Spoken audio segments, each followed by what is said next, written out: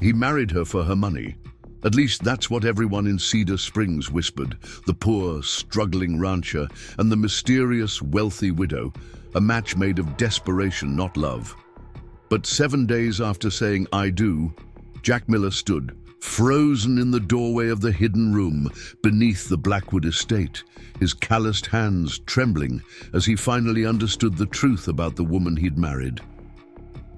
Eleanor Blackwood wasn't who anyone thought she was. And what Jack discovered that day would change everything he believed about wealth, worth, and what it truly means to see someone for who they really are. Before we jump back in, tell us where you're tuning in from. And if this story touches you, make sure you're subscribed, because tomorrow I've saved something extra special for you. Jack Miller's boots left dusty prints across the weathered porch of Dusty Trails Ranch as the afternoon sun cast long shadows over land that had belonged to his family for 3 generations. Land that by this time tomorrow might no longer bear the Miller name. The foreclosure notice lay crumpled in his pocket, the deadline for payment impossible to meet, with cattle prices dropping and 3 seasons of drought that had turned his pastures to dust. At 42, Jack's face carried the marks of a man who'd spent his life outdoors, lines etched by sun and worry, deepened by the loss of his wife Sarah 5 years ago. His hands, rough and scarred from barbed wire and hard labor, methodically saddled his most reliable mare as the evening approached. He wasn't riding for pleasure. He was riding because movement kept the fear at bay. And tonight, fear sat heavy on his shoulders. "You heading out again?" Miguel called from the barn doorway, his voice carrying the concern he wouldn't put into words. Miguel Sanchez had worked alongside Jack for 15 years, less an employee and more family now. Jack nodded, tightening the cinch with practiced efficiency. "Just need to clear my head." Bank called again. Miguel leaned against the weathered wood frame, arms crossed. Sheriff Wilson stopped by too, said he wanted to talk before things get official. Jack's jaw tightened. Tom Wilson had been his friend since childhood, but now he'd have to serve the eviction papers when the time came. Just another indignity in a growing pile of them. "I'll figure something out," Jack said, the words hollow even to his own ears. He'd been figuring something out for months now, selling off equipment, taking odd jobs in town, even selling his grandfather's gold pocket watch, the one heirloom he'd promised Sarah he'd pass down to the children they never had time to have. The mare snorted softly as Jack mounted, her breath visible in the cooling evening air. October in Montana meant winter wasn't far off. Another worry for another day. He nudged her forward, away from Miguel's knowing gaze, away from the ranch buildings that needed repair he couldn't afford, away from the letter demanding $60,000 he didn't have. Jack rode without destination, letting the horse choose her path as the sunset painted the mountains in gold and pink. This land was in his blood.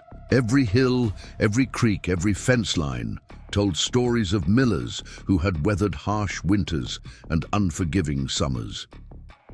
His father had survived the farm crisis of the 80s through sheer stubbornness. His grandfather had rebuilt after a fire, took nearly everything in 52, but Jack, it seemed, would be the one to lose it all. The mare stopped at a familiar ridge overlooking Cedar Springs, the small town glowing with early evening lights.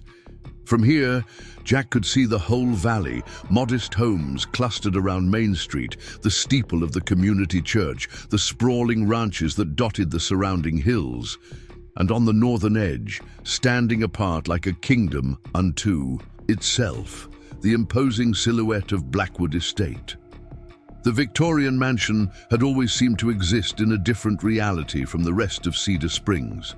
Its manicured gardens and wrought iron gates, a stark contrast to the practical, weathered aesthetic of ranching life. 15 years ago, when Henry Blackwood brought his young bride to town and began renovating the old Hargrove place, people talked for months.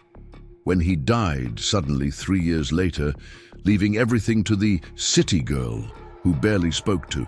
Anyone in town, the gossip only intensified. Eleanor Blackwood, the widow who never remarried. The outsider who kept to herself, except for necessary appearances at town functions. The wealthy woman who continued running her late husband's investment portfolio with unexpected skill, growing the fortune while remaining an enigma to everyone. In Cedar Springs, Jack had spoken to her exactly 4 times in 12 years. Once at the hardware store, where she'd asked him to reach paint from a high shelf. Once at the town's 4th of July picnic, where they'd exchanged polite nods. Once when her car had a flat tire on a back road and he'd stopped to help. And most recently, last month at the watering hole, when she'd overheard him telling Miguel that the bank was calling in his loans. That conversation had been brief but strange. She'd approached his table, her presence causing an immediate hush in the normally boisterous diner. "Mr. Miller," she had said, her voice softer than he expected. "I understand you might be interested in a business proposition." He remembered how her eyes, a clear, intelligent grey, had held his without pity or judgment. He remembered the unexpected roughness of her fingertips when she handed him her card. He remembered the whispers that erupted the moment she left the diner. And now, staring at Blackwood Estate from the ridge, Jack remembered the meeting that followed in her study 3 days later. The proposal that had seemed insane, desperate, and possibly the only way to save his family's legacy. "A marriage of convenience, Mr. Miller," she had said, sitting across from him in a leather chair that probably cost more than his truck. "You need capital to save your ranch. I need certain appearances maintained." When he'd asked why, her answer was simple yet cryptic.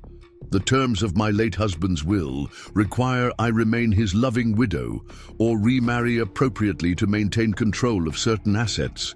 His family has found a technical loophole, and they're challenging my position.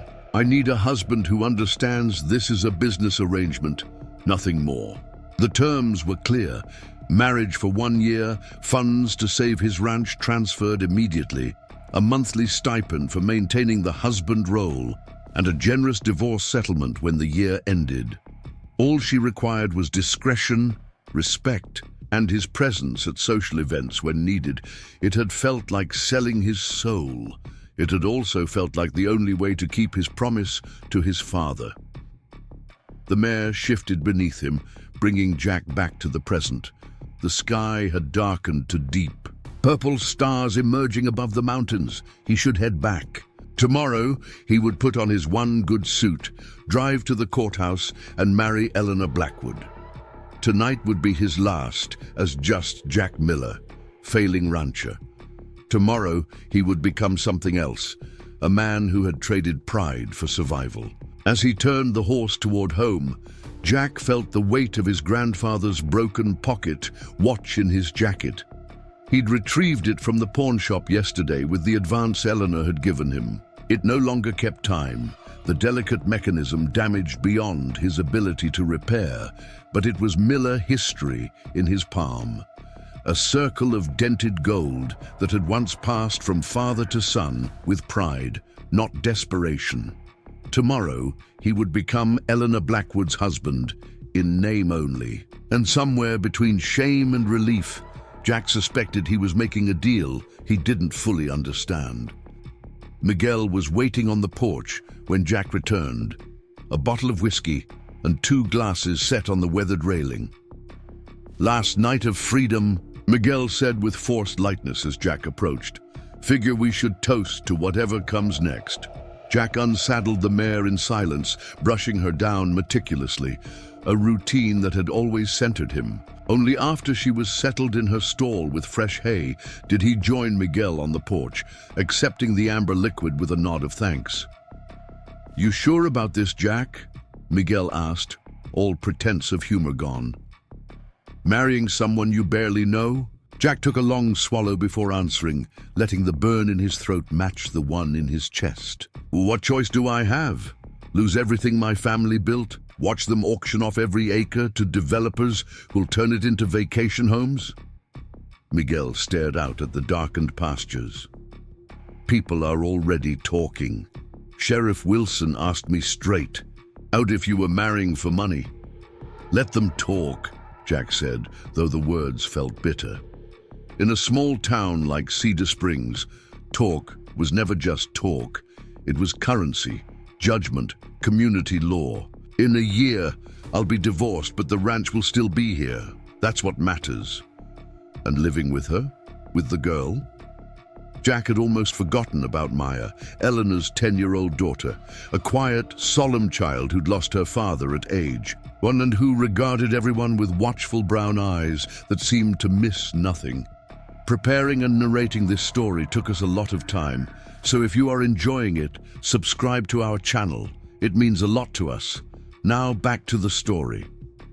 Part of the arrangement included Jack moving into Blackwood Estate, a requirement for maintaining appearances that made his skin itch with discomfort. It's temporary, Jack said, refilling his glass. And the agreement is clear. I'm not trying to be the girl's father, just a house guest with a wedding ring. Miguel shook his head. Never thought I'd see the day Jack Miller sold himself to save some dirt and timber. The words stung because they echoed Jack's own doubts.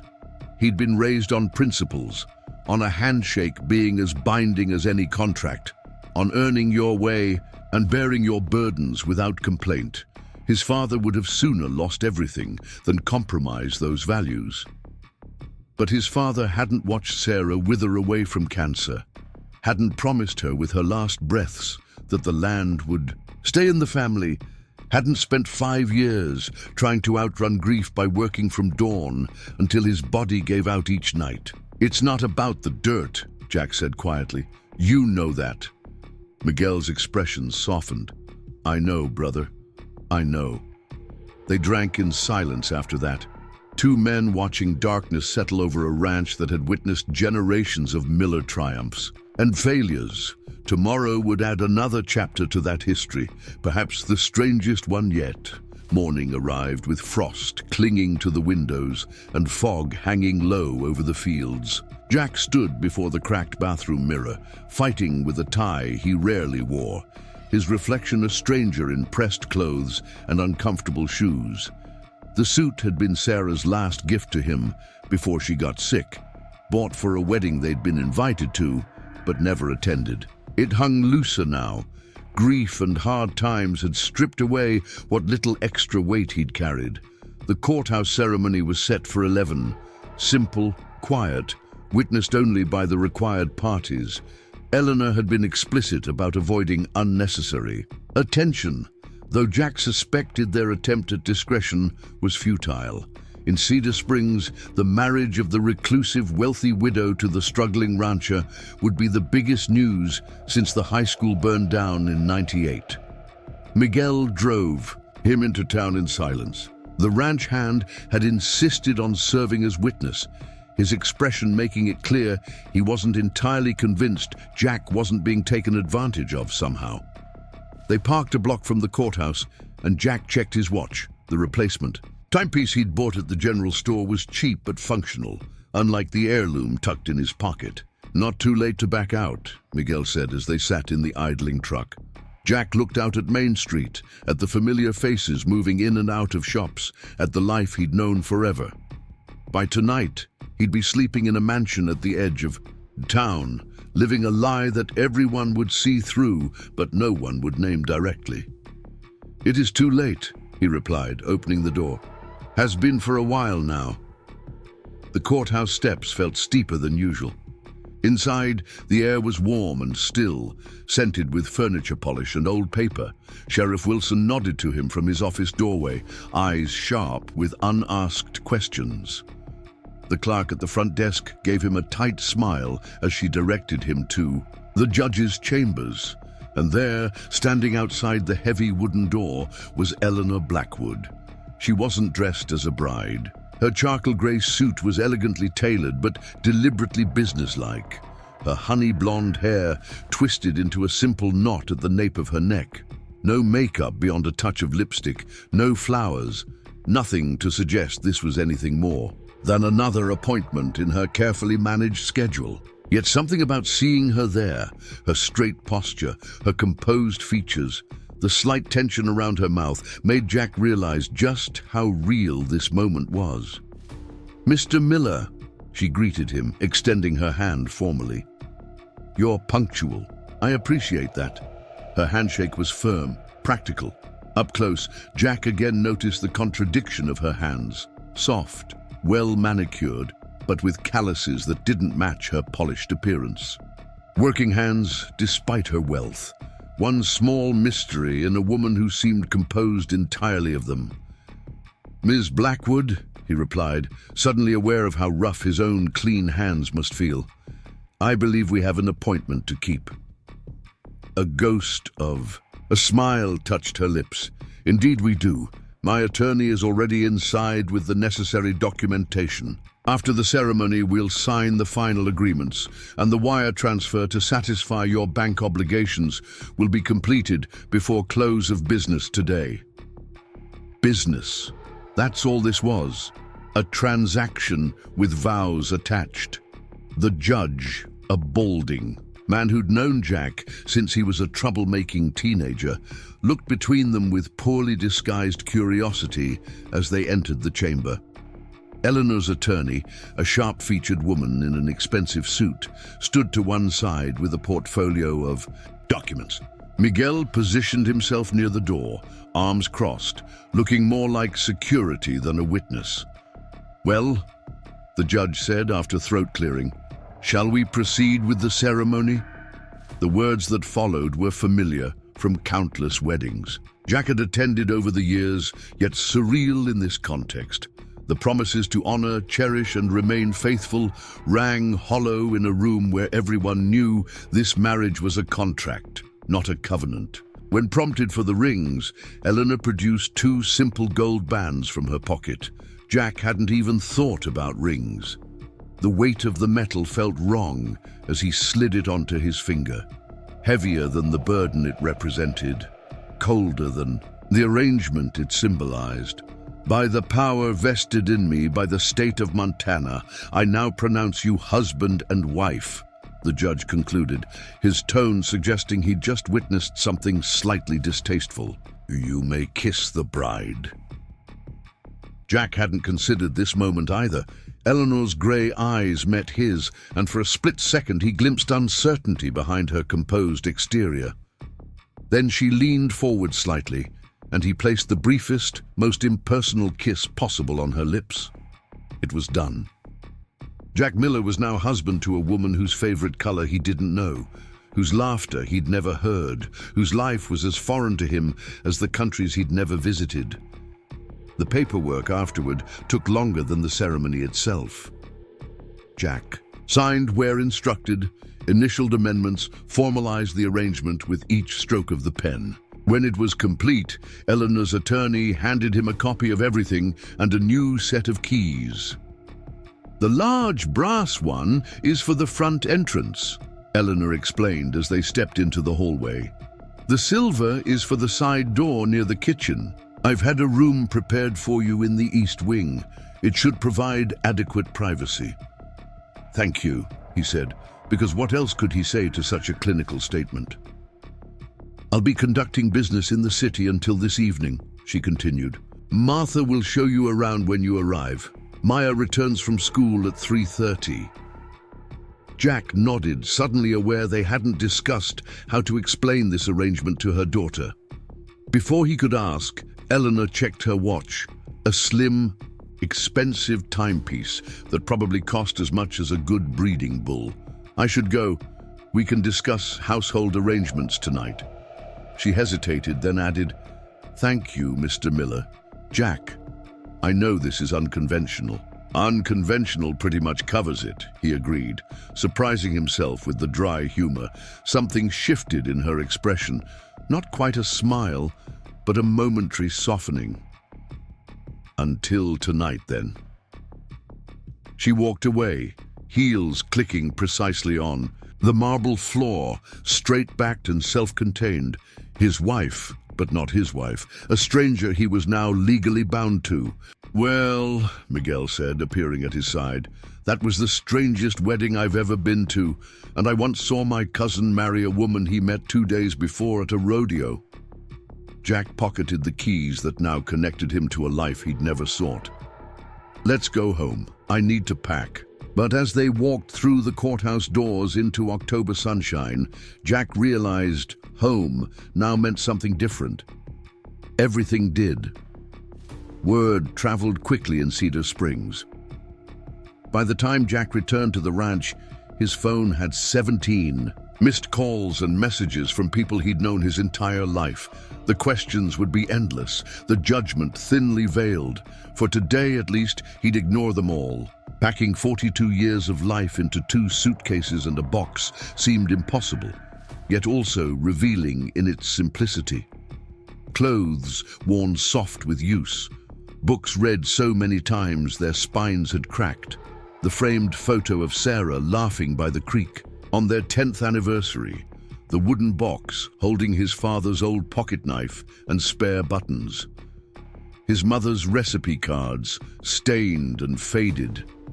What struck Jack most was how little seemed essential when it came down to it. How the accumulation of decades could be distilled to so few items that truly mattered. "What should I tell people?"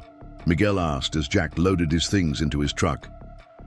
They both knew Miguel would become the target of every curious person in town the moment Jack drove away. "Tell them I got married. Tell them I'm still running this ranch. Tell them anything else is nobody's business," Jack replied, slamming the tailgate shut with more force than necessary. Miguel nodded, extended his hand. Jack ignored it and pulled his friend into a rough embrace instead. "Don't let this place fall apart while I figure things out," Jack said, his voice gruff. "Don't let that place change who you are," Miguel answered quietly. The drive to Blackwood Estate took less than 15 minutes, but felt like crossing into another country. The wrought iron gates stood open as if expecting him, the long gravel drive curving through immaculate grounds. Jack's dusty truck looked like an intruder as he parked beside the detached garage that housed Eleanor's sleek European sedan and a practical SUV. The house itself seemed to loom larger as he approached, 3 stories of Victorian grandeur with a wraparound porch and too many windows. Nothing like the low, weathered ranch house that had been his home for all his life. Nothing like anywhere Jack had ever belonged. Before he could knock, the massive front door opened to reveal a gray-haired woman with practical clothes and assessing eyes. "Mr. Miller," she greeted him, neither warm nor cold. "I'm Martha Jenkins. Mrs. Blackwood asked me to show you around." He noted how she said Mrs. Blackwood rather than using his own surname for Eleanor. A small thing, but telling. "Just Jack is fine," he said, reaching for one of his suitcases. "I'll have Samuel bring in your things later," Martha said, stepping aside to let him enter. "He handles the groundskeeping and heavier work." The foyer opened into a space that made Jack immediately conscious of his boots on the polished floor. High ceilings, a curving staircase, artwork on walls, and the subtle scent of lemon polish and fresh flowers. Money lived here, old and comfortable with itself. "Mrs. Blackwood mentioned you're from Dusty Trails Ranch," Martha said, as she led him through the main floor. "My late husband worked cattle drives from there back in the 70s. Said Miller men were fair bosses who didn't mind getting as dirty as their hands." Jack looked at her with renewed interest. "Your husband was Ben Jenkins." Martha nodded, a flicker of warmth entering her expression. 42 years married before his heart gave out. He'd be mighty surprised to see me working here and you, moving in as the man of the house." There was no judgment in her tone, just an acknowledgement of life's strange turns. Jack felt some of his tension ease. The tour continued through formal dining and sitting rooms he suspected were rarely used. A study lined with books that looked actually read rather than just displayed. A modern kitchen that somehow maintained the historical character of a house, and finally to the east wing where a suite of rooms had been prepared for him. "Bathrooms through there," Martha explained, opening doors as they went. "Sitting room here if you want privacy." Bedroom has a view of the mountains. The rooms were comfortable but impersonal, like an upscale hotel suite. No photographs, no personal touches, a blank canvas for a temporary resident. Ms. Blackwood, Eleanor, mentioned her daughter comes home at 3:30, Jack said, checking his watch. Almost 2 hours yet. Martha's expression softened slightly. Maya?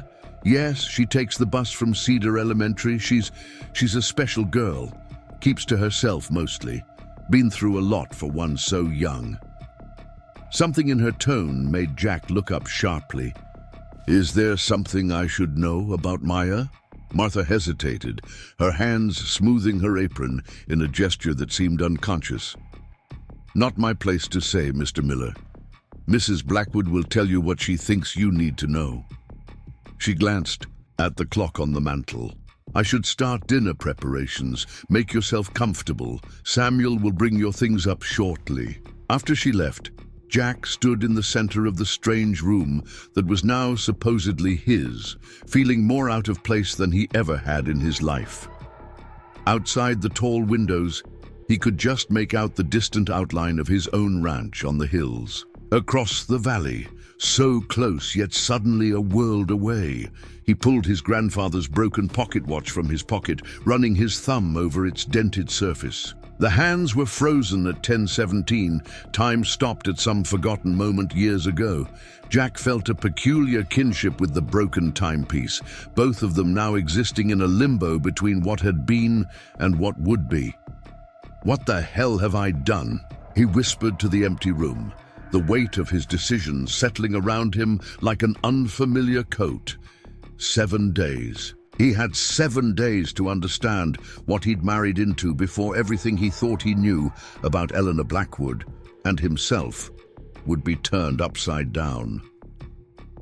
The grandfather clock in the hall chimed 3 times, its resonant tone penetrating the thick walls of Jack's new quarters. He'd spent the past hour unpacking his meager belongings, each worn shirt and scuffed boot looking increasingly out of place against the polished mahogany furniture and pristine bedding. Samuel, a stoic man in his 60s, had brought up his suitcases with minimal conversation beyond a firm handshake and nod that somehow conveyed both respect and reservation. Now Jack stood at the window, watching the long driveway that curved through manicured gardens. According to Martha, the school bus would drop Maya off at the main road soon. The thought of meeting Eleanor's daughter, a child who hadn't been, consulted about a stranger suddenly becoming her mother's husband, sat uneasily in his stomach. The distant yellow shape of a school bus appeared through the trees. Jack straightened his shirt, wondering if he should go downstairs or wait to be introduced properly. Before he could decide, a knock came at his door. "Mr. Miller," Martha called. "Maya's bus is arriving if you'd like to come down." When Jack opened the door, he found Martha's expression carefully neutral. "I should warn you," she said quietly.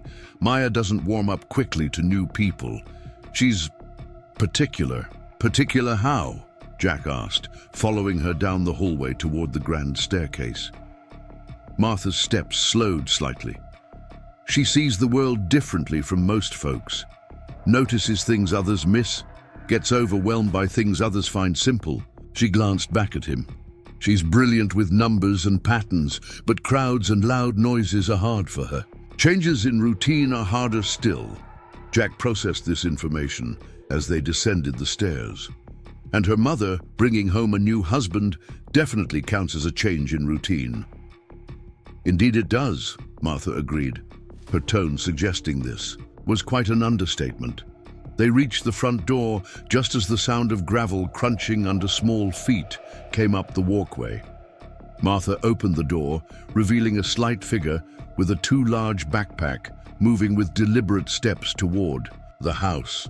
Maya Blackwood had her mother's honey blonde hair, though hers fell in a neat braid down her back. She wore a navy blue school uniform, white socks pulled precisely to the same height on each leg, and red sneakers that appeared to be the only splash of personal choice in her presentation.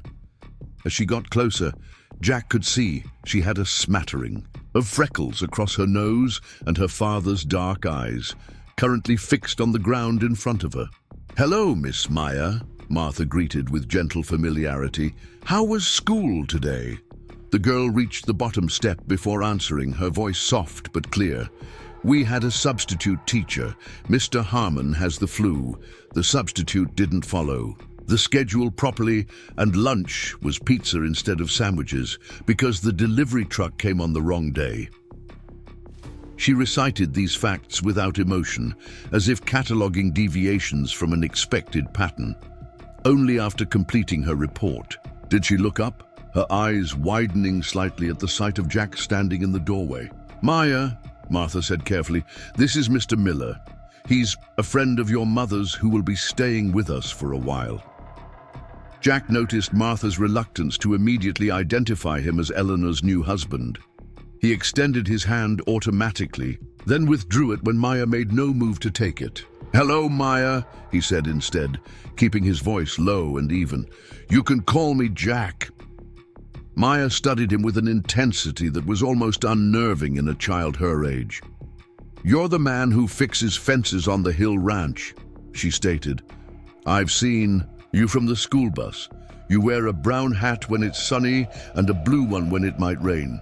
Jack blinked in surprise. The ranch was visible from the main road, but barely, and his choice of hat based on weather was something even Miguel teased him about. That this child had not only noticed him, but catalogued his habits from a passing school bus was remarkable. "That's right," he confirmed. "Brown for sun, blue for rain." Maya nodded, accepting this confirmation of her observation, then turned to Martha. "I need my afternoon snack. It's Tuesday, so it should be apple slices and peanut butter, please." "Of course, Miss Maya. I have it ready in the kitchen," Martha replied, gesturing for the girl to precede them inside. Maya walked past Jack with a careful distance, her steps measured and deliberate. In the kitchen, a warm space that felt more lived in than the rest of the house Jack had seen. She settled at a small table in the breakfast nook, removing items from her backpack and arranging them in what appeared to be a specific order. Martha placed a plate with precisely cut apple slices and a small dish of peanut butter before her, along with a glass of milk. The routine clearly had the comfort of long establishment. "Maya," Martha said gently, "Mr. Miller might be joining us for dinner tonight. Your mother will be home by 6. The girls' hands paused in their methodical unpacking. "But Tuesday is pasta night. Just me, Mom, and you." "Yes, but sometimes schedules change when new people come into our lives," Martha explained, shooting Jack a glance that suggested this was delicate territory. Maya's shoulders tensed slightly. "Is he going to live here now? In the East Wing guest rooms?" "For a while, yes," Martha confirmed. "Why?" The direct question hung in the air, demanding an equally direct response. Jack stepped forward, deciding honesty, or a version of it, might be the best approach. "Your mother and I made an arrangement. I'm having some trouble with my ranch and she's helping me keep it. In return, I'll be staying here and helping out when needed." Maya looked up at him, her dark eyes assessing. "Are you married to my mother now?" Martha called her Mrs. Blackwood on the phone earlier, but Mrs. Goodwin at the market told Mrs. Peterson that Eleanor Miller doesn't sound right together, and they were talking about wedding rings. Jack felt a flush of heat climb his neck. News really did travel fast in Cedar Springs. "Yes," he admitted. "We got married this morning. It was a small private ceremony." "I wasn't invited," Maya stated, not accusingly, just factually. "No," Jack agreed, uncertain how to navigate this conversation. "It happened very quickly." Maya returned to her apple slices, dipping one with precision into the peanut butter. "Mom does things quickly sometimes, especially when it involves her workshop." "Is this because of her workshop?" Jack frowned slightly. "Workshop?" But Maya had apparently decided the conversation was over. She focused intently on her snack, eyes downcast in a way that clearly signaled retreat. Martha touched Jack's elbow lightly. Why don't I show you the grounds while Maya does her homework? She concentrates better with her routine undisturbed. Taking the hint, Jack followed Martha outside through French doors that led to a stone patio. Beyond stretched acres of landscaped gardens, gradually giving way to more natural woodland at the property's edge. "You handled that well," Martha said once they were out of earshot.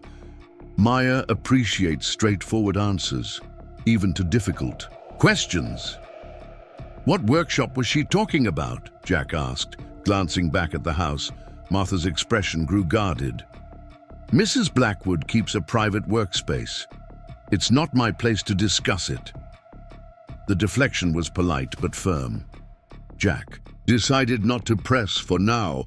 Instead, he asked, "Has Eleanor explained to Maya why we got married?" "Mrs. Blackwood said she would speak with Maya this evening," Martha replied.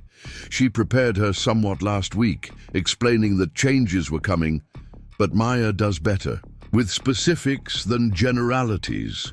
They walked in silence for a few moments, following a stone path that wound through late-blooming perennials.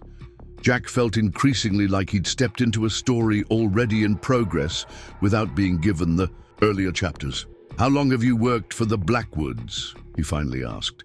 "I came when Maya was 2, Martha answered. "After Mr. Blackwood passed, Mrs. Blackwood needed help with the child and the house."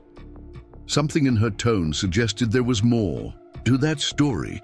"You're protective of them," Jack observed. Martha stopped beside a stone bench overlooking a small pond. "I've seen Mrs. Blackwood face challenges that would break many people. And Maya..." She paused, choosing her words carefully. "Maya needs stability and understanding." "They both do.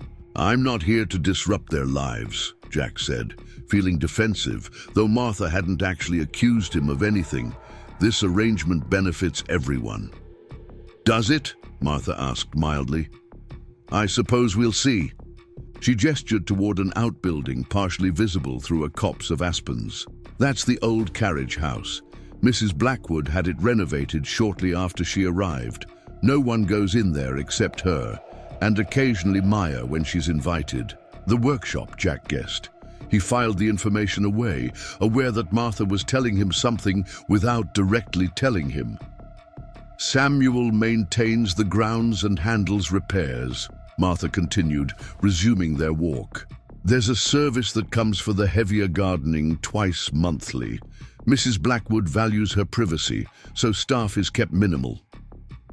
The tour continued with Martha pointing out the greenhouse, the old stone well house now used for storage, and various other features of the estate. Throughout, Jack noticed security cameras discreetly placed, more than seemed necessary for a family home, even a wealthy one.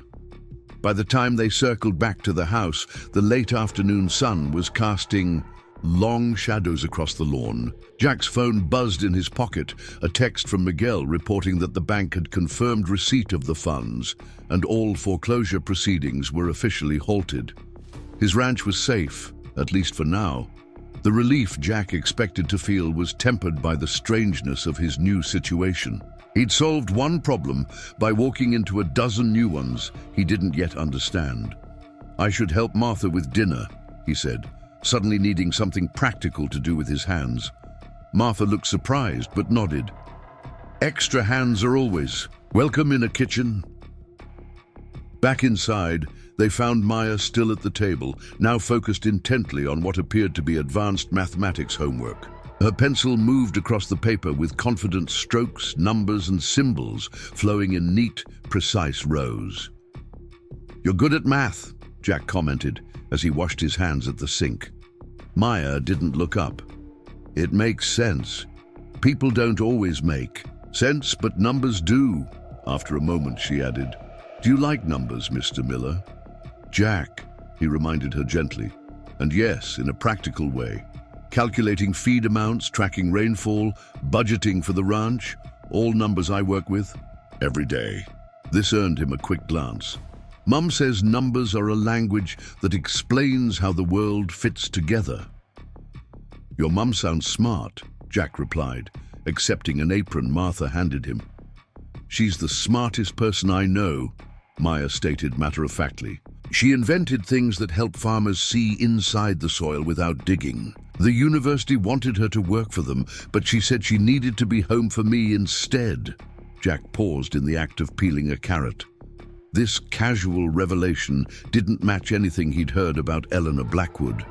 The town saw her as a wealthy investor's widow who managed her late husband's portfolio, not an inventor or agricultural scientist. Before he could ask more, the sound of tires on gravel announced a car arriving. Maya immediately began gathering her schoolwork, organizing it with quick efficiency. "Mum's home early," she announced, sliding papers into folders. She always drives faster when she's excited about something in her workshop. Martha shot Jack a significant look as she removed a pan of bread from the oven. "Perhaps you should greet Mrs. Blackwood at the door, Mr. Miller, as her husband." The suggestion, with its hint of irony, reminded Jack of the absurdity of his situation. Nevertheless, he wiped his hands, removed the apron, and walked to the front entrance, arriving just as the door opened. Eleanor Blackwood, Eleanor Miller, now technically stepped inside carrying a leather briefcase and what appeared to be a shopping bag. She wore the same tailored suit from the morning ceremony, though she'd removed the jacket to reveal a simple cream silk blouse underneath. Her honey blonde hair, earlier so precisely arranged, now showed signs of having been repeatedly pushed back by preoccupied hands. She stopped short at the sight of Jack waiting in the foyer. "Oh, hello." For a moment she seemed genuinely surprised to see him, as if she'd forgotten their arrangement in the hours since the courthouse. "Welcome home," Jack said, the traditional greeting feeling foreign on his tongue in this context. Eleanor blinked, then composed herself. "Yes, thank you. How was the move? Did Martha show you around?" The polite small talk between near strangers who were now legally married struck Jack as surreal. "Everything's fine. I met Maya when she came home from school." At the mention of her daughter, Eleanor's expression softened. "How did that go?" "She knows we're married," Jack replied. "She worked it out from town gossip before I could say anything. Smart kid." "Yes, she is," Eleanor agreed, pride evident in her voice. She hesitated, then added, "I should speak with her, explain things properly." "She mentioned something about a workshop," Jack said, watching Eleanor's reaction carefully. "Said you sometimes make quick decisions when it involves your workshop." Eleanor's posture stiffened almost imperceptibly. "Maya notices patterns in behavior. I'll need to be more mindful." She glanced toward the kitchen. "Is she having her snack?" "Finished working on math homework," Jack reported. "Martha's making dinner. I was helping until you arrived." This earned him a look of mild surprise. "You cook?" "I've lived alone for 5 years," Jack reminded her. "It was either learn to cook or live on sandwiches and canned soup." Something like appreciation flickered in Eleanor's gray eyes. "Practical skills are undervalued." She gestured toward her briefcase. "I need to put these things away and change. Would you tell Martha I'll be down shortly? And—" She paused, seeming to choose her words carefully. "Thank you for making this transition smooth with Maya. Children with autism spectrum disorders need special consideration during changes in routine." She turned toward the stairs before Jack could respond, leaving him to process this new information. Maya's differences now made more sense. Her precise observations, her adherence to routine, her direct questions. Eleanor hadn't mentioned her daughter's autism in any of their discussions, but then their negotiations had focused on financial arrangements, not personal details. Jack returned to the kitchen, where Maya was now setting the table with methodical precision, placing each fork exactly 1 inch from the edge of the napkin. "Your mom's home," he told her, resuming his place at the cutting board. "She's changing and will be down soon." Maya nodded without looking up from her task. "Did she bring anything from town?" Sometimes she brings me puzzles or new books. Jack recalled the shopping bag Eleanor had been carrying. She had a package with her. Might be something for you. The girl's movements became a fraction more hurried, excitement visible in the slightly less precise placement of the final spoon. Martha moved around them both with practiced efficiency, adjusting the heat under a pot of pasta sauce, checking, the water coming to a boil for the noodles. Tuesday is pasta night, she explained to Jack. Maya prefers consistent meals on specific days. Routines help me know what to expect, Maya added matter-of-factly. When things change too much, my brain gets very loud. Jack found himself warming to the girl's straightforward explanations of her needs. On my ranch, we have routines too. Animals depend on consistent feeding times and care, keeps everything running smoothly. Maya considered this. Like a system. Mom says systems need maintenance to function properly. She's right about that, Jack agreed, thinking of the countless repairs and adjustments ranch life required. The sound of Eleanor's footsteps on the stairs ended their conversation. She entered the kitchen wearing casual clothes, jeans and a soft sweater that made her look younger, less formal than Jack had ever seen her. The transformation from businesswoman to mother was striking. Maya, she said warmly, opening her arms. The girl approached for a brief, structured hug, not the spontaneous embrace most children might offer, but clearly their own established ritual of affection. You got married today, Maya stated, stepping back to look up at her mother. To Mr. Miller from the Hill Ranch. Eleanor knelt to her daughter's eye level, her expression gentle but serious. Yes, I did. I should have prepared you better for this change, and I'm sorry about that.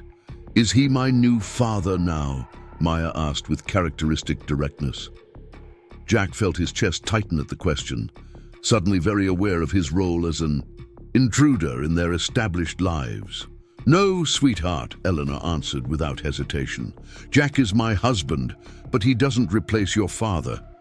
Think of him as a new addition to our household. Like when we added Martha or Samuel to help us. Maya processed this, her brow furrowed in concentration. But Martha and Samuel don't share your room. Jack nearly choked on nothing, while Martha suddenly became very interested in stirring the pasta sauce. Eleanor maintained her composure. Jack will have his own rooms in the East Wing. This is a special kind of arrangement. More like a partnership. A business arrangement, Maya nodded, like when you licensed your soil sensors to Agritech last year. Jack couldn't help but look sharply at Eleanor. Soil sensors? Licensed technology? The casual revelation confirmed his growing suspicion that Eleanor Blackwood was far more than the quiet widow investor the town believed her to be.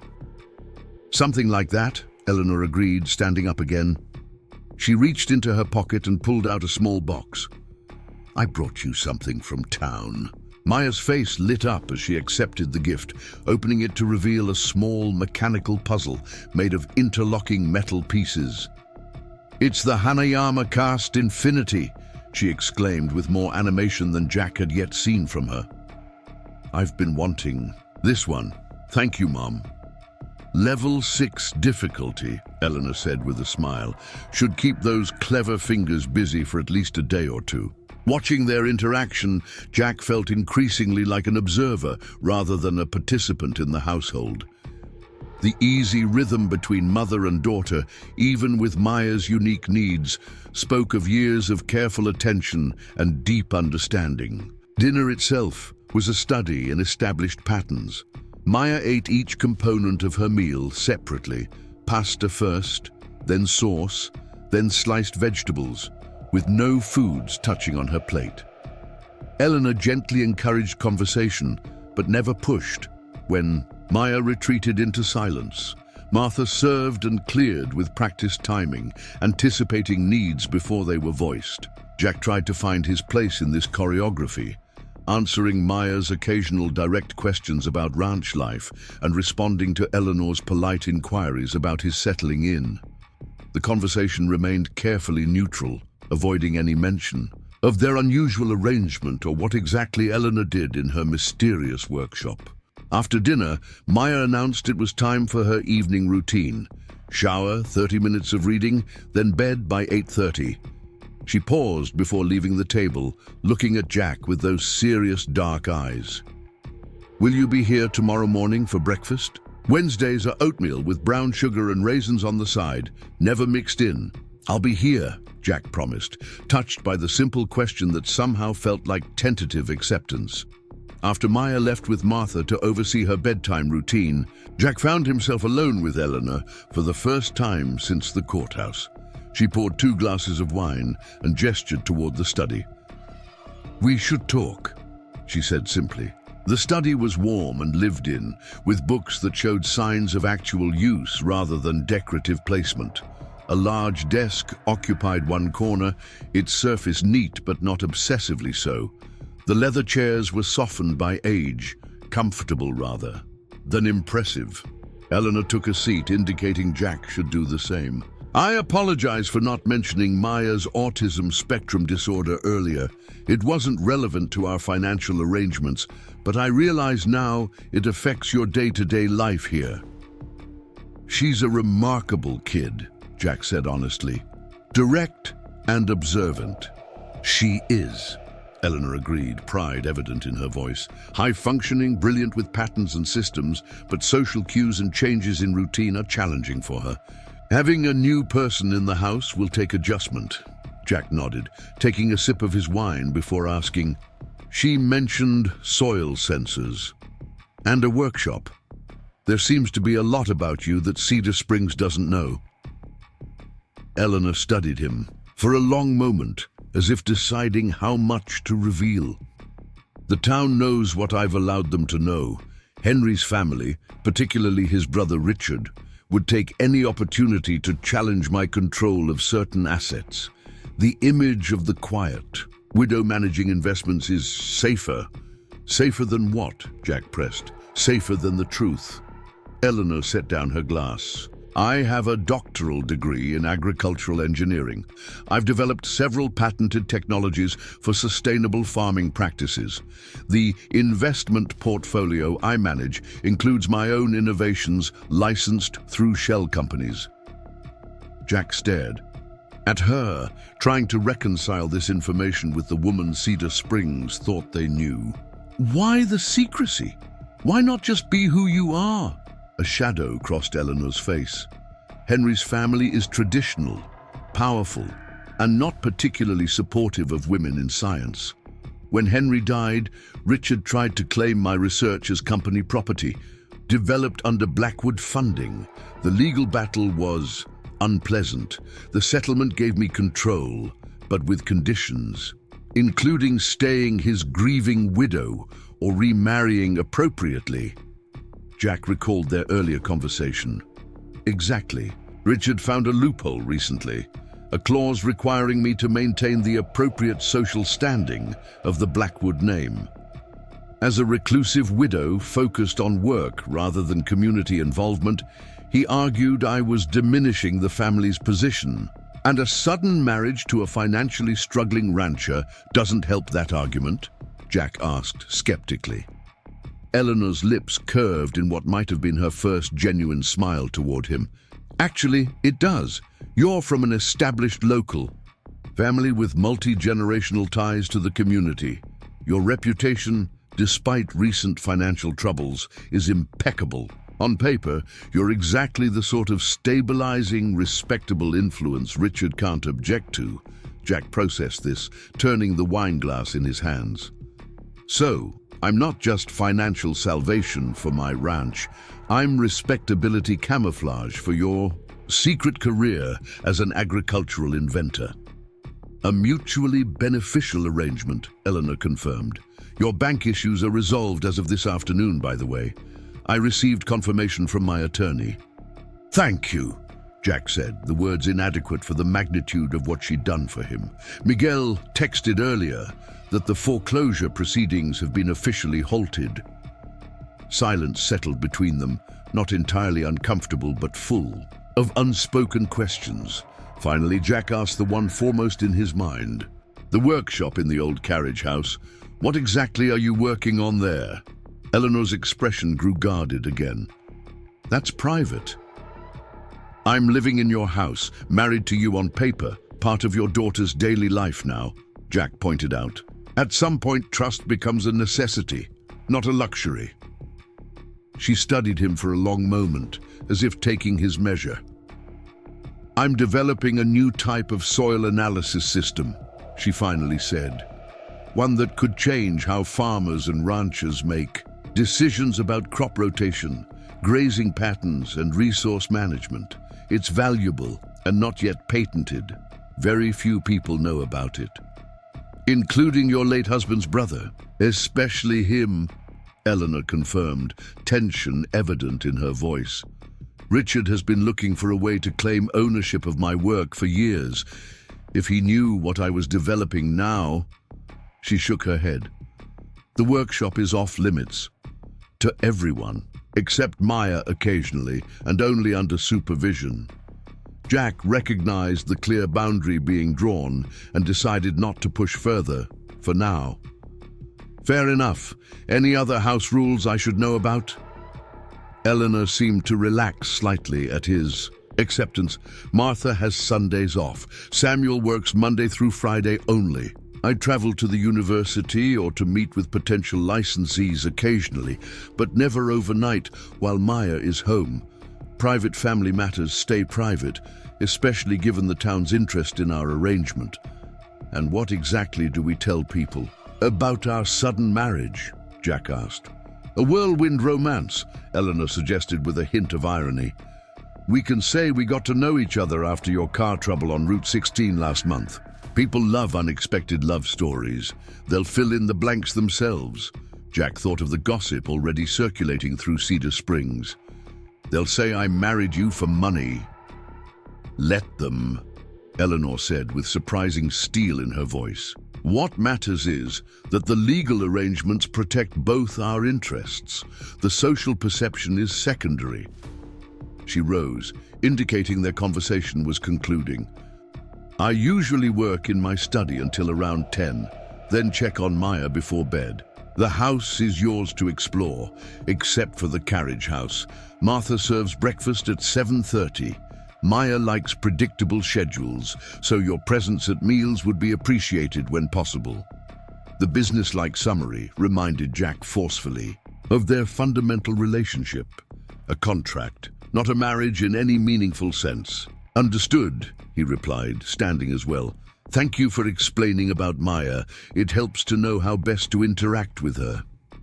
Something softened in Eleanor's expression. She's the center of my world. Everything I do, the research, the patents, this house, even our arrangement, it's all to secure her future, to create a world where her brilliant mind can thrive.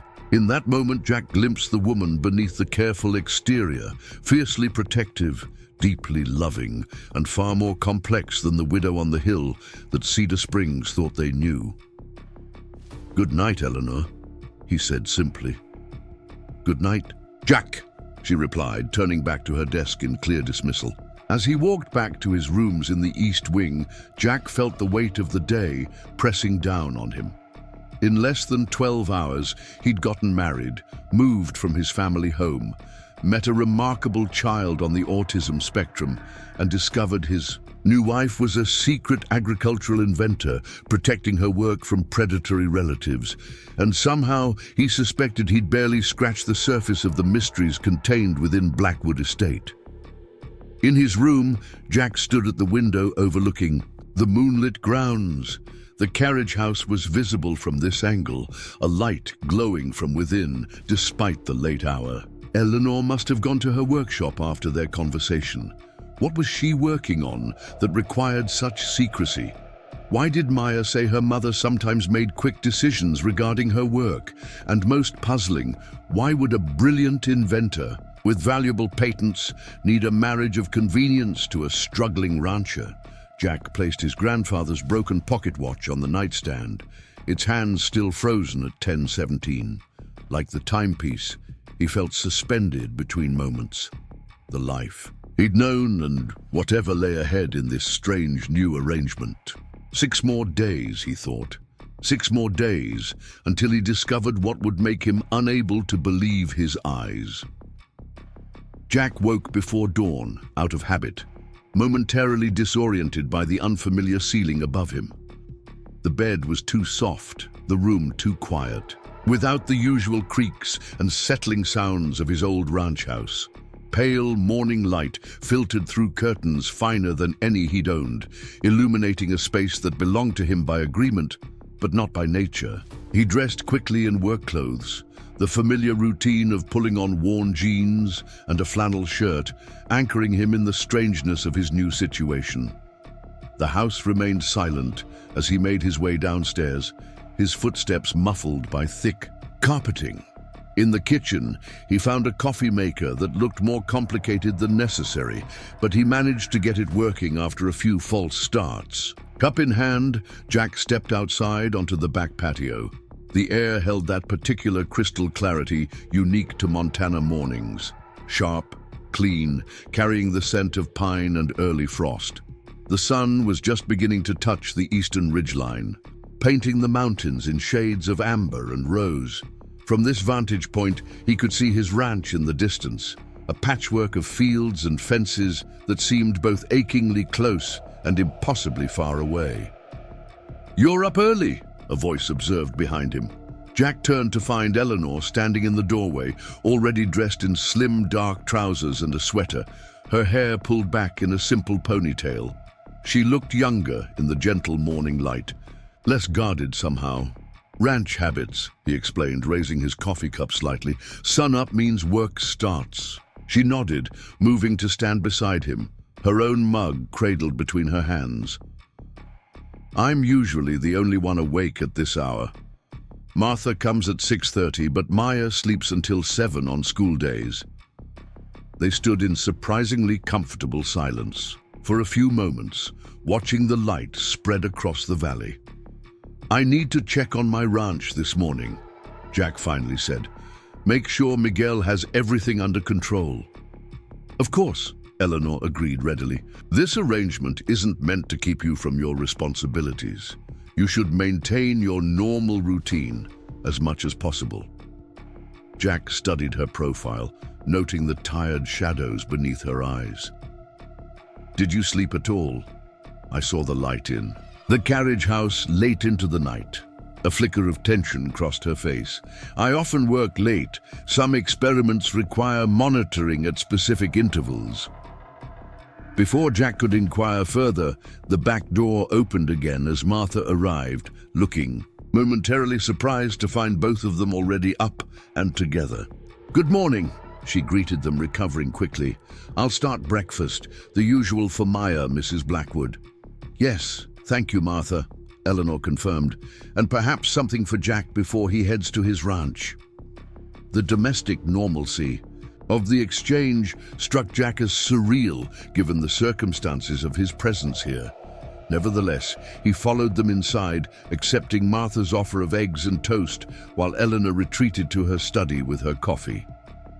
By the time Maya appeared, dressed in her school uniform with meticulous precision, Jack had finished eating and was preparing to leave. "You're going to your ranch?" the girl asked, settling at her usual place where a bowl of oatmeal awaited, brown sugar and raisins arranged separately beside it. "That's right," Jack confirmed. "I need to check on my cattle and make sure everything's running smoothly." Maya nodded seriously. "Will you be back for dinner? Wednesday is roast chicken night." The simple question, delivered with such matter-of-fact acceptance of his presence in their routine, caught Jack off guard. "I'll be back," he promised, surprised by his own sincerity. Eleanor reappeared to see Maya off to the school bus, her focus entirely on her daughter as they went through what was clearly an established morning ritual. Checking that homework was properly filed, lunch packed correctly, and a special smooth stone tucked in Maya's pocket as what Eleanor called a calm anchor for stressful moments. Jack slipped away during their goodbyes, oddly reluctant to intrude on the private moment between mother and daughter. The morning sunlight bathed his truck in gold as he drove down the estate's long driveway, the gates opening automatically to release him back into the familiar world of Cedar Springs. The difference between Blackwood Estate and dusty trails. Ranch was never more apparent than when Jack pulled up to his own property 30 minutes later. The contrast between Eleanor's manicured grounds and his practical, weathered buildings struck him anew. Yet despite its shabbiness, the ranch felt real in a way the estate didn't. Lived in, worked on, earned through generations of calloused hands and stubborn persistence. Miguel emerged from the barn as Jack parked, surprise and relief evident on his face. "Didn't expect to see you so soon," he called. "Thought the golden handcuffs might be tighter." Jack ignored the jab, focusing instead on the immediate concerns of the ranch. How did the night check go? Any issues with the pregnant heifers? For the next several hours, Jack lost himself in the familiar rhythm of ranch work. He and Miguel checked fences in the north pasture, doctored a calf with an infected eye, and discussed plans for rotating the herd to fresh grazing areas. The physical labor felt good after the strange formality of Blackwood Estate. Here, at least, Jack knew exactly who he was and what needed doing. Around noon, they paused for lunch in the ranch house kitchen. The space felt emptier now, with Jack's personal belongings removed, though the essentials remained. Miguel watched him over a sandwich, curiosity finally overcoming his earlier restraint. "So," he ventured, "what's it like being married to the richest woman in the county?" Jack took a long swallow of water before answering. "Different. Complicated. That's all you're giving me? The whole town's talking and different complicated is all I get?" Miguel pressed, his tone light, but his eyes serious. Jack sighed, setting down his sandwich. "What do you want me to say?" "It's exactly what I told you. A business arrangement. She has her reasons for needing a husband on paper. I needed to save this place. End of story." "Except it's not," Miguel countered. "You're living in her house with her kid. Sheriff Wilson asked me this morning if you were planning to sell the ranch now that you've married up. People are already acting like you're not coming back." The statement hit Jack harder than he expected. "This ranch isn't going anywhere," he said firmly. "And neither am I. Not permanently. 1 year, that was the deal." Miguel studied him, then nodded slowly. "For what it's worth, Mrs. Goodwin at the market was defending you. Said Eleanor Blackwood could have chosen any man in 3 counties if... She just wanted a husband for show, so there must be something real between you." Jack huffed a laugh with little humor. "There isn't. Trust me on that." "Then why you? Why not Richard Thornton? He's been trying to get her attention since her husband died." "Richard Thornton?" Jack frowned. "Eleanor's brother-in-law?" Miguel raised an eyebrow. "You didn't know? He's been sniffing around her for years, comes to town every few months, stays at the River Lodge, always finds a reason to accidentally run into her at the market or post office. Town gossip says he proposed twice." This was new information. Eleanor had mentioned Richard challenging her control of assets, but nothing about personal pursuit.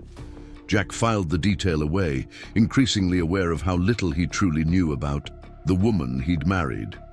"Well, whatever her reasons, they're her business," Jack said, effectively ending the conversation. "I've got a ranch to run and cattle to feed. That's what matters." They returned to work, but Miguel's questions lingered in Jack's mind as the afternoon wore on. Why had Eleanor chosen him specifically? There had to be easier solutions to her problem than a marriage of convenience to a struggling rancher. By late afternoon, dark clouds were gathering over the mountains, promising an early autumn storm. Jack finished securing the equipment and made sure the younger calves had adequate shelter before saying goodbye to Miguel. "I'll be back tomorrow," he assured his friend. "This is still my place, my responsibility." Miguel nodded, though doubt lingered in his expression. "You're a different man than your father, Jack. He would have lost the ranch before making this kind of deal." The observation stung with its truth. "Maybe that's why I'm still here and he's not." Jack replied, more sharply than intended. The first heavy raindrops began to fall as Jack drove back toward Blackwood Estate. The wipers beat a steady rhythm against the windshield, punctuating his thoughts as the truck climbed the winding road from town. He was nearly at the estate gates when his truck's engine sputtered and died. "Not now," Jack muttered, pumping the gas pedal uselessly as the vehicle rolled to a stop on the shoulder. Rain was coming down in earnest now, drumming on the roof as he popped the hood and stepped out into the downpour. Water immediately soaked through his shirt as he leaned over the engine, checking connections and looking for obvious problems. The fuel line seemed clear, battery connections tight. He was about to check the distributor cap when a sleek black SUV pulled up behind him, its headlights cutting through the gray curtain of rain. Jack straightened, wiping water from his eyes, as the driver's door opened and a man emerged, sheltered under a large umbrella. He was tall, expensively dressed in a tailored overcoat that probably cost more than Jack's entire wardrobe, with silver threading through dark hair and features that carried the unmistakable stamp of privilege. "Car trouble?"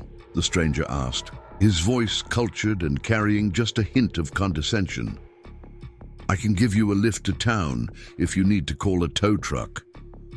"I'm fine," Jack replied automatically, defensive instincts flaring at the man's tone. "Just a temporary issue." The stranger stepped closer, angling the umbrella slightly to include Jack under its shelter. "You're Jack Miller," he stated rather than asked. "Eleanor's new husband." The pause before husband carried volumes of implication. Jack straightened to his full height, suddenly aware of his muddy boots and soaked clothing compared to the man's immaculate appearance. "That's right," he confirmed, mentally reviewing local faces and coming up empty. "And you?" "Are?" "Richard Thornton," the man answered, extending a manicured hand that Jack reluctantly shook.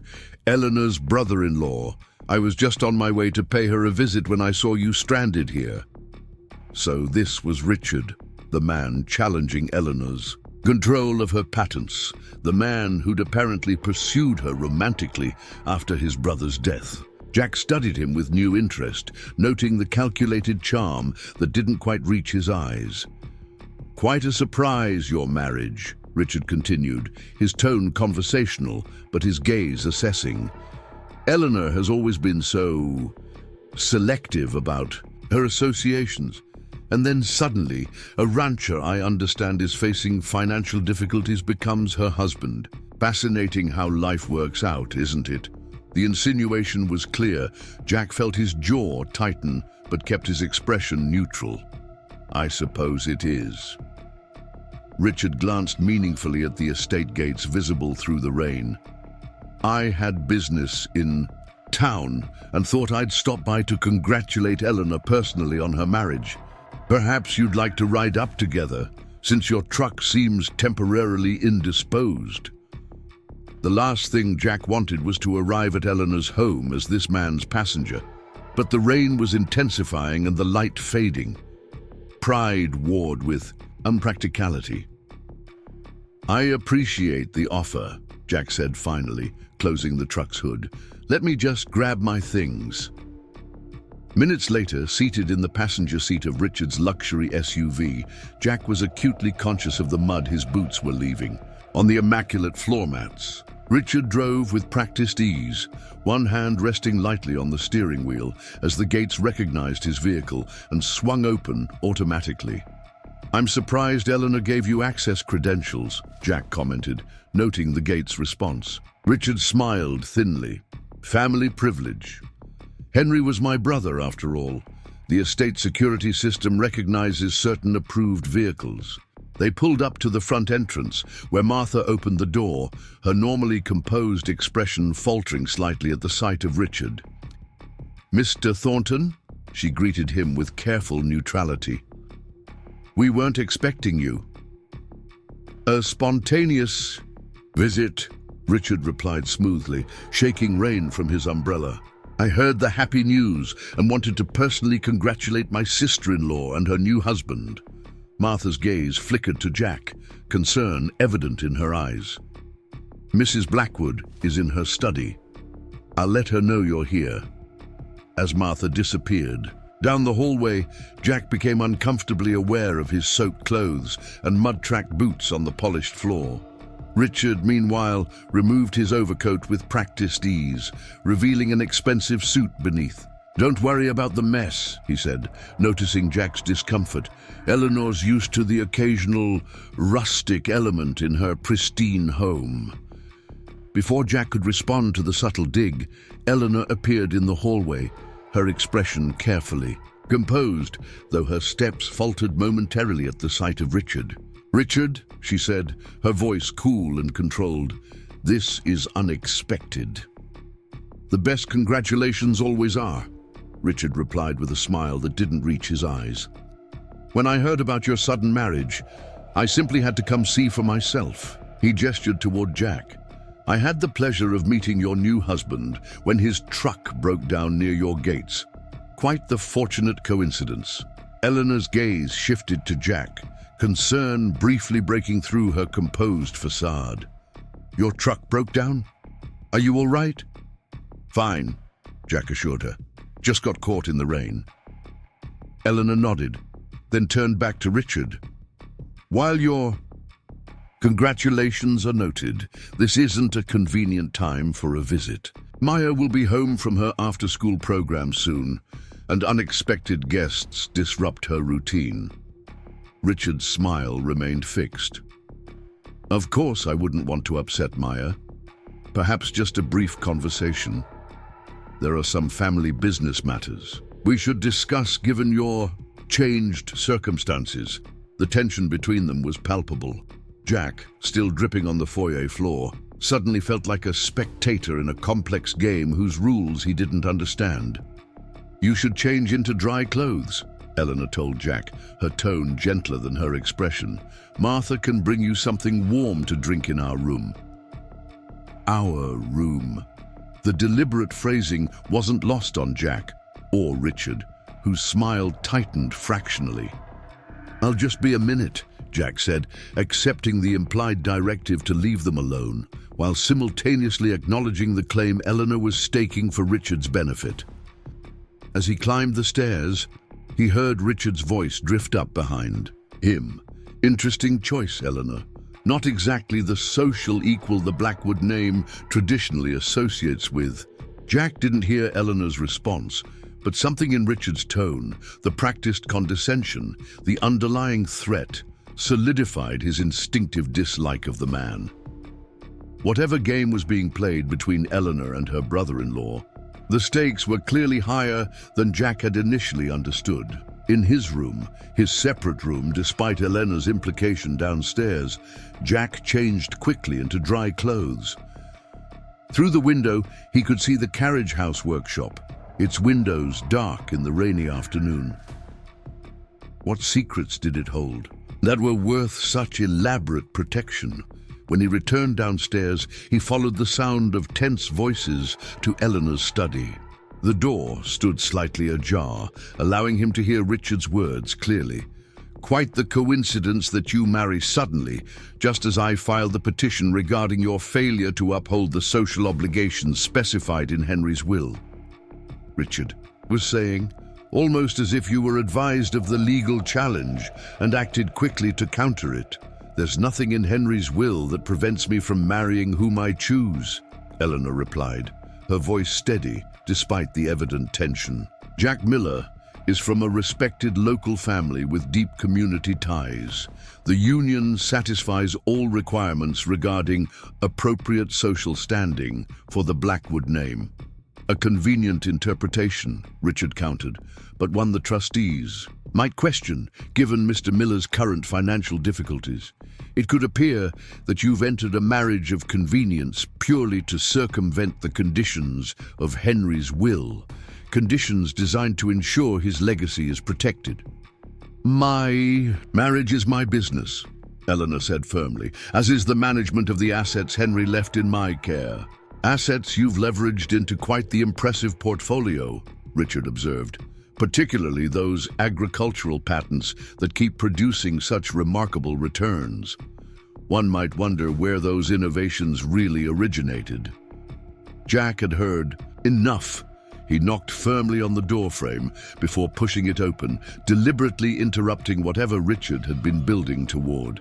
"Sorry to interrupt," he said, stepping into the study with more confidence than he felt. "Martha mentioned Maya's bus will be arriving any minute. Thought you'd want to know, Eleanor." Both Eleanor and Richard turned toward him. Eleanor with barely concealed relief, Richard with obvious irritation at the interruption. "Thank you, Jack," Eleanor said, moving toward him with deliberate purpose. "Richard was just leaving." Richard's smile returned, though it had taken on a sharper edge. "Of course. I wouldn't want to disrupt Maya's routine." He picked up his coat from where he'd draped it over a chair. "We'll continue our discussion another time, Eleanor. There are still many questions regarding the patent ownership structure that the trustees will need clarified. My attorneys will address any legitimate concerns," Eleanor replied coolly. Richard's gaze shifted to Jack, assessing him with newfound calculation.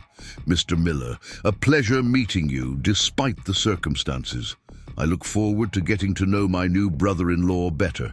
Perhaps you might join me for lunch in town someday soon.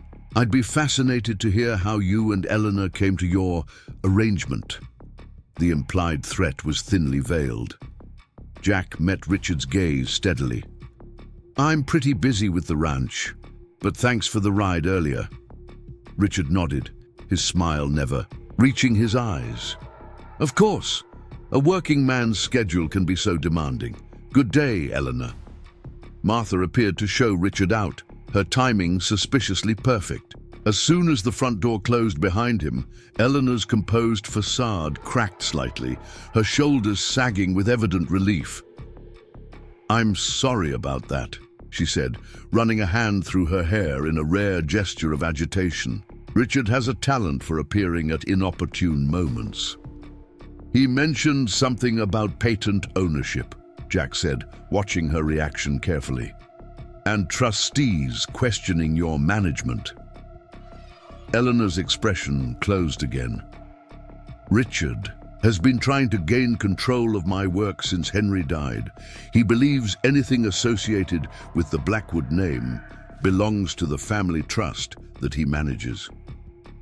"And does it?" Jack asked bluntly. "No," Eleanor replied with unexpected force. "My research began before I met Henry. He invested in early development, yes, but the intellectual property is mine. The legal agreements are clear, though Richard keeps looking for loopholes." The sound of tires on gravel outside interrupted their conversation. Eleanor moved to the window, visibly relaxing as she saw the school bus approaching rather than Richard's SUV returning. "Maya's home," she said, her focus immediately shifting. "She'll be upset if we're not there to greet her, especially with the disruption of Richard's visit." Jack followed Eleanor to the front door, their conversation temporarily set aside as they prepared to welcome Maya home. The girl descended from the bus with careful, measured steps, her red umbrella held at precisely the angle needed to keep her uniform dry. When she spotted both Eleanor and Jack waiting, a rare smile brightened her serious face. "You came back," she said to Jack as she reached the porch, folding her umbrella with methodical precision. "I promised I would," Jack replied simply. Maya nodded, accepting this as she handed her umbrella to Martha. "It's Wednesday, roast chicken night." "That's right," Eleanor confirmed, her entire demeanor softening as she focused on her daughter. "How was school today? Any challenges?" As Maya began recounting her day in careful detail, Jack watched the interaction with growing understanding. Eleanor's protectiveness, her secrecy, her complex arrangements, everything centered around creating stability and security for this remarkable child who needed the world to make predictable sense. Dinner that evening followed the established routine: roast chicken, mashed potatoes, green beans arranged separately on Maya's plate. Jack found himself settling into the rhythm of their household with surprising ease. answering Maya's direct questions about ranch life and listening to her detailed explanation of a mathematics concept she'd mastered that day. After Maya went upstairs for her evening routine, Jack helped Martha clear the table, earning a look of surprise from Eleanor. "You don't need to do that," she said. "Martha has her system." "I'm used to cleaning up after myself," Jack replied. "Been doing it for years." A ghost of a smile touched Eleanor's lips, a refreshing attitude. Richard always expected to be waited on whenever he visited, even after I explained how disruptive it was to Maya's routine to have extra staff around. "He doesn't seem like the type to concern himself with other people's needs," Jack observed, keeping his tone neutral, despite his growing dislike of the man. Eleanor's expression grew serious. "Richard is dangerous, Jack. Not in the obvious way, but in his persistence and his connections. He genuinely believes he's entitled to control my work because I married his brother." "And now you've married me instead," Jack said, the irony not lost on him. Not exactly the social match he expected. "No," Eleanor agreed, "but exactly what the legal terms required. A respectable marriage to someone with standing in the community. Your family name carries weight in Cedar Springs, regardless of recent financial difficulties." Jack finished drying the last plate before asking the question that had been bothering him since his conversation with Miguel. "Why me specifically? There must have been other options." Eleanor was quiet for a moment, considering her answer. "You needed something I could provide, financial stability for your ranch. That made you motivated to accept the arrangement on my terms, and..." She hesitated slightly. "You have a reputation for integrity. People trust your word. That matters when entering an arrangement like ours." The compliment, delivered in Eleanor's practical manner, nonetheless caught Jack off guard. Before he could respond, Martha returned from settling Maya upstairs. "Miss Maya is asking for you, Mrs. Blackwood," she reported. "She has questions about her science project that's due Friday." Eleanor nodded, turning to leave before pausing at the doorway. "Jack, I usually work in the carriage house after Maya goes to sleep. Will you be all right on your own this evening?" "I think I can manage," he replied dryly. A flicker of amusement crossed her face. "Of course. Good night then." "Eleanor," Jack called as she started to leave. When she turned back, he added, "Your truck troubles yesterday. Was Richard in town then too?" A shadow passed over her expression. "Yes. How did you know?" "Just connecting dots," Jack said. "Seems like an interesting coincidence that my truck broke down just as he was passing." By today, Eleanor's gaze sharpened. "Richard doesn't believe in coincidences. He arranges them. Be careful around him, Jack. He's not above using you to get to me." With that warning, she disappeared upstairs, leaving Jack with the distinct impression that his role in Eleanor's complex life might be more dangerous than he'd initially bargained for. Later that evening, after the household had settled into night routines, Jack stood at his window watching the lights come on in the carriage house workshop. Rain continued to fall, softening the edges of buildings and muting the usual night sounds of the Montana countryside. His phone buzzed with a text from Miguel, reporting that he'd checked Jack's truck and found a disconnected fuel line. Not something that would happen accidentally. The confirmation of his suspicions sent a chill through Jack that had nothing to do with the autumn storm outside. Richard Thornton had deliberately stranded him, creating an opportunity to rescue Jack and gain access to Eleanor. The calculated manipulation suggested a man accustomed to controlling situations and people to his advantage. Jack's gaze returned to the carriage house, where Eleanor was working on something valuable enough to justify elaborate protections. Something Richard wanted badly enough to orchestrate coincidences and make veiled threats. And now Jack, through their marriage of convenience, had placed himself squarely in the middle of this silent war between Eleanor and her brother-in-law.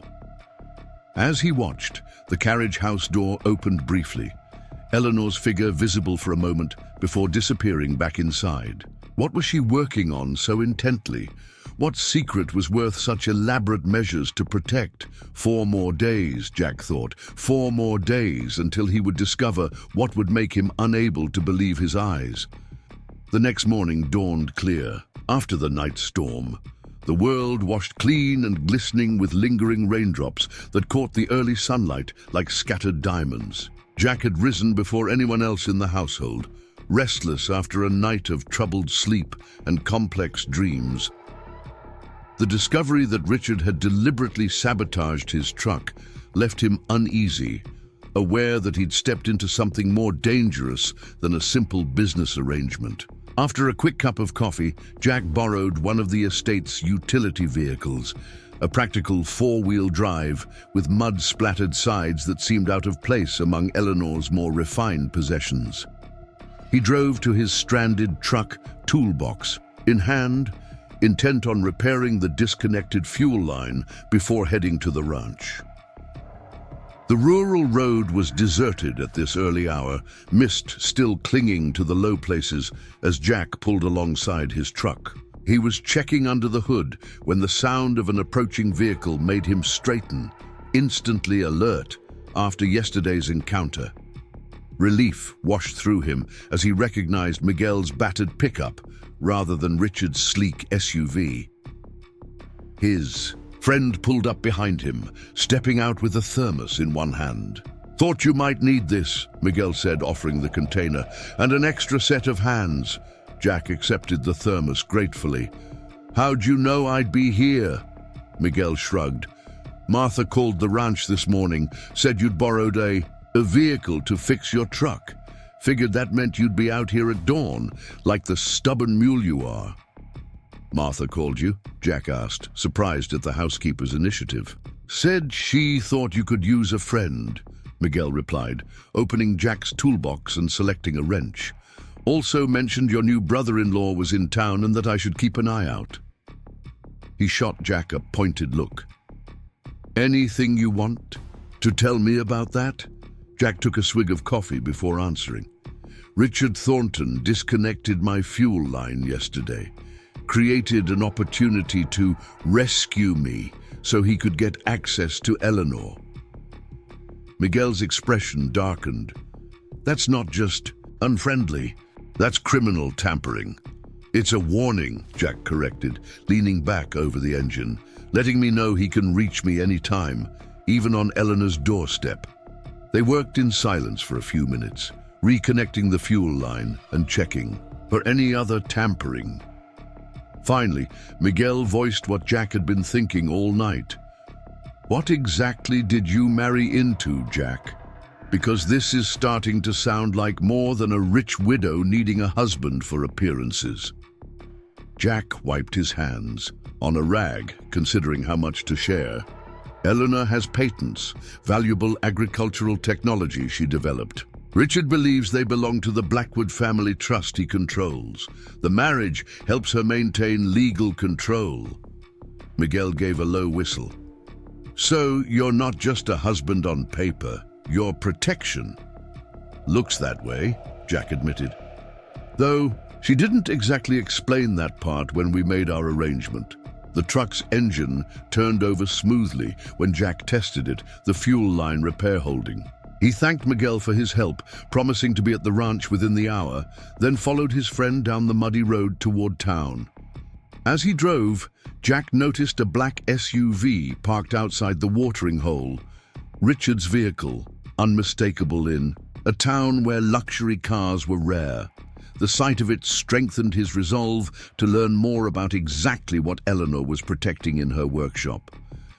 At the ranch, Jack threw himself into physical labor, using the familiar routines to process his thoughts. He and Miguel spent the morning fixing fence lines damaged in the storm, the repetitive work of hammering posts and stretching wire oddly soothing after the complications of Blackwood Estate. During a break, Jack checked his phone to find a text from Eleanor. "Maya's school called. She's having a difficult day and needs to come home early. I'm in Portland for a meeting and can't get back for hours. Can you pick her up? Martha will explain what to do." The request caught Jack off guard. Picking up Maya meant publicly acknowledging his role in Eleanor's family, a significant step beyond their courthouse ceremony. Yet the text's terse wording suggested genuine concern rather than a calculated move in their arrangement. "I need to go," he told Miguel, already heading for his truck. "Maya's having trouble at school. Eleanor's out of town." Miguel raised his eyebrows but didn't comment on Jack's immediate response to the child's needs. "Go on then. We can finish this tomorrow." The drive to Cedar Springs Elementary took less than 20 minutes. Jack had passed the brick building countless times, but never had reason to enter until now. The school secretary looked up with obvious curiosity as he approached her desk. "I'm here for Maya Blackwood," he explained. "Her mother asked me to pick her up." The secretary's expression shifted from professional politeness to undisguised interest. "And you are Jack Miller. Her—" He hesitated only a fraction of a second. "Stepfather." The word felt strange on his tongue. A technical truth that carried weight he hadn't fully considered when signing the marriage documents. The secretary's eyes widened slightly. "I'll need to see identification," she said, her tone making it clear this was as much about confirming gossip as following protocol.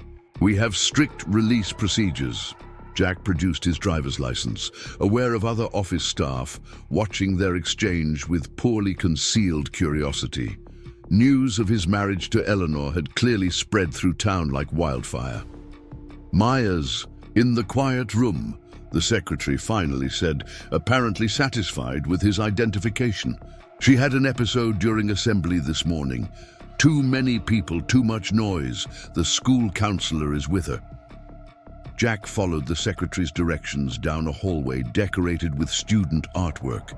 The quiet room turned out to be a small space with dimmed lighting, comfortable seating, and minimal sensory stimulation.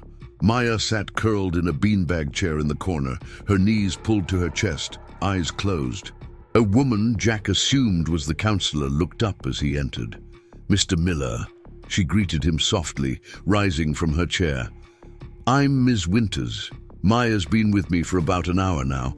She's doing better, but she's still a bit overwhelmed."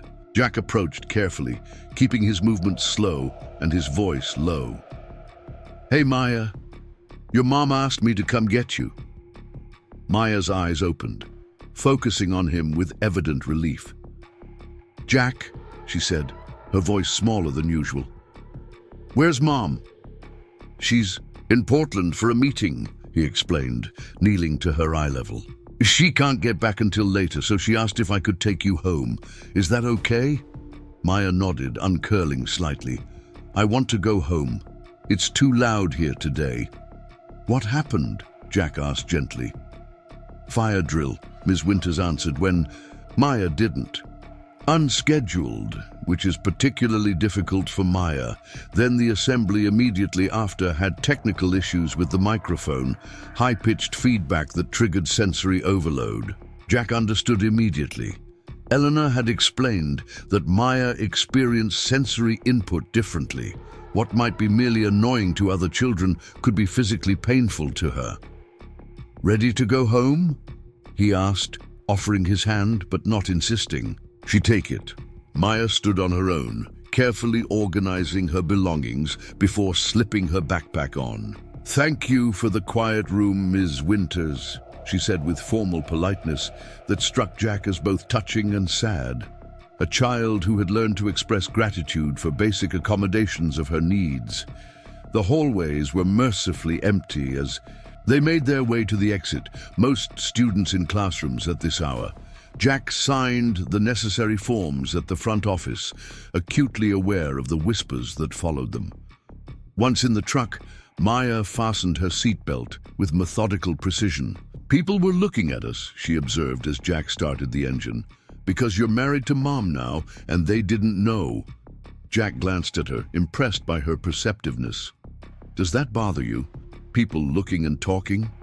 She considered the question with characteristic seriousness. They always look and talk about me anyway, because I'm different. After a pause, she added, "Does it bother you?" The directness of the child's question caught Jack off guard.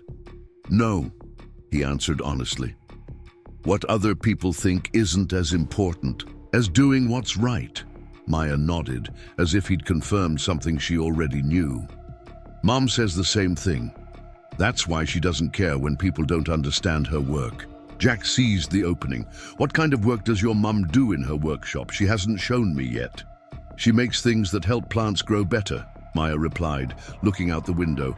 "Special sensors that talk to computers. She says they'll help feed more people with less water." She turned back to Jack with unexpected intensity.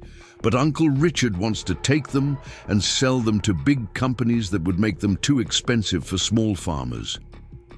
The clarity of Maya's understanding and her evident grasp of the ethical implications of Eleanor's work was startling.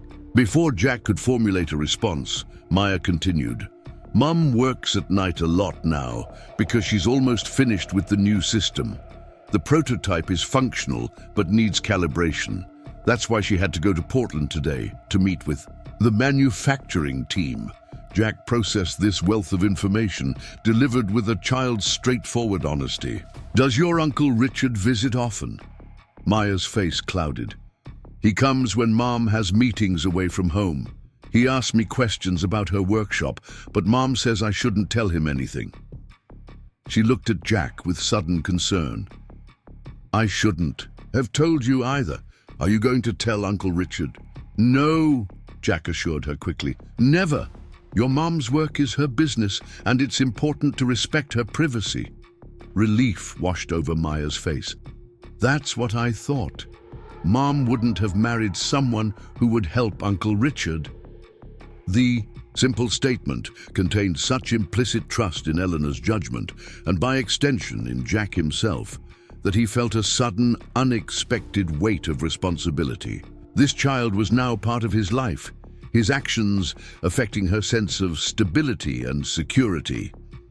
When they arrived at Blackwood Estate, Martha was waiting at the door, concern evident in her usually composed features.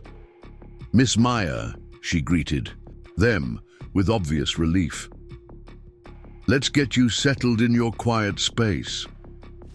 Jack followed them inside, watching as Martha efficiently helped Maya through what was clearly an established routine for difficult days, changing into comfortable clothes, preparing a specific snack, adjusting lighting and temperature in Maya's room to optimal levels. "Thank you for picking her up," Martha said when they stepped back into the hallway, leaving Maya resting with her favorite puzzle. Mrs. Blackwood was quite worried when the school called. "She'll be back around 6. "It was no trouble," Jack replied honestly. "Maya handled it well, all things considered." Martha's expression softened slightly. "She trusts you. That's significant. Maya doesn't trust easily, especially men. Not since what?" Jack prompted when she didn't continue. Martha hesitated, then sighed. "It's not my place to tell Eleanor's stories, but there are reasons she's protective of Maya, beyond the usual concerns of a mother of a special needs child." Before Jack could press further, his phone rang, Miguel calling from the ranch. He stepped away to answer, learning that Sheriff Wilson had stopped by asking questions about Richard Thornton and Jack's truck troubles. The news heightened Jack's unease about Richard's presence in Cedar Springs. After assuring Miguel he'd return to the ranch tomorrow, Jack hung up and found Martha watching him with a pensive expression. "Sheriff Wilson is asking about my truck breaking down," he explained. "Seems Richard's visit is causing ripples." Martha nodded grimly. "That man never comes to town without an agenda." She glanced toward Maya's room before continuing in a lower voice. "Mr. Miller, Jack, you should know that Richard's interest in Eleanor goes beyond the patents. He proposed marriage to her multiple times after Henry died, said it would keep things in the family and resolve the inheritance issues." She turned him down, Jack said, not needing to phrase it as a question. Repeatedly, Martha confirmed, which only made him more determined. Richard Thornton isn't accustomed to being denied anything he wants. The information added another layer to Jack's understanding of Eleanor's situation and the significance of her marriage to him. Not just a legal maneuver to protect her patents, but a definitive rejection of Richard's persistent pursuit. "Does he pose a physical threat?" Jack asked bluntly. Martha's hesitation was answer enough. Not directly, not usually, but there was an incident about 2 years ago. Eleanor had refused his latest proposal rather forcefully, and later that night she found him in her workshop. He'd been drinking. Things got unpleasant. "What happened?" Jack pressed. "Samuel intervened," Martha said simply. "After that, Eleanor upgraded the security system and changed all the locks. Richard hasn't been alone with her since, but he finds ways to remind her of his presence, like sabotaging Jack's truck." The implications of what Martha was sharing settled heavily on Jack's shoulders. His role in Eleanor's life suddenly seemed more significant than a paper marriage for legal protection. "Why are you telling me this?" he asked finally. Martha met his gaze steadily. "Because you deserve to know what you've stepped into, and because I've watched how you are with Maya. You're a good man, Jack Miller." Eleanor made a wise choice, whether she realizes it yet or not. Before Jack could respond to this unexpected endorsement, Maya appeared in the doorway, her expression brightening when she saw Jack still there. "Can we have hot chocolate?" she asked. The earlier strain largely faded from her features. "Martha makes it with real chocolate and vanilla, not powder. Tuesday is usually not hot chocolate day, but Mom says exceptions can be made after hard mornings." "I think that sounds like an excellent plan," Jack agreed, following her toward the kitchen. The next few hours passed in surprising normalcy, with Jack helping Maya work on her science project, a detailed model of the water cycle that included actual condensation through clever use of ice and warm water. The girl's meticulous attention to detail and genuine enthusiasm for scientific processes reminded him powerfully of Eleanor's pragmatic intelligence. Martha kept a watchful eye on them while preparing dinner, occasionally offering guidance on Maya's project, but mostly allowing Jack to navigate the interaction himself. He found Maya's directness refreshing. She simply stated her needs and boundaries without the complex social dance most people performed. By the time Eleanor's car pulled into the driveway shortly after 6, Maya's project was complete and drying on the kitchen table. Jack heard the front door open and close, followed by the sound of Eleanor's quick footsteps. She appeared in the kitchen doorway, still in her business attire, but with her hair coming loose from its updo, obvious concern on her face. The sight of Maya happily explaining her project to Jack seemed to stop her short. "Maya," she said softly, relief evident in her voice. "How are you feeling, sweetheart?" Maya looked up, her expression brightening further. "Mom, Jack helped me finish my science project.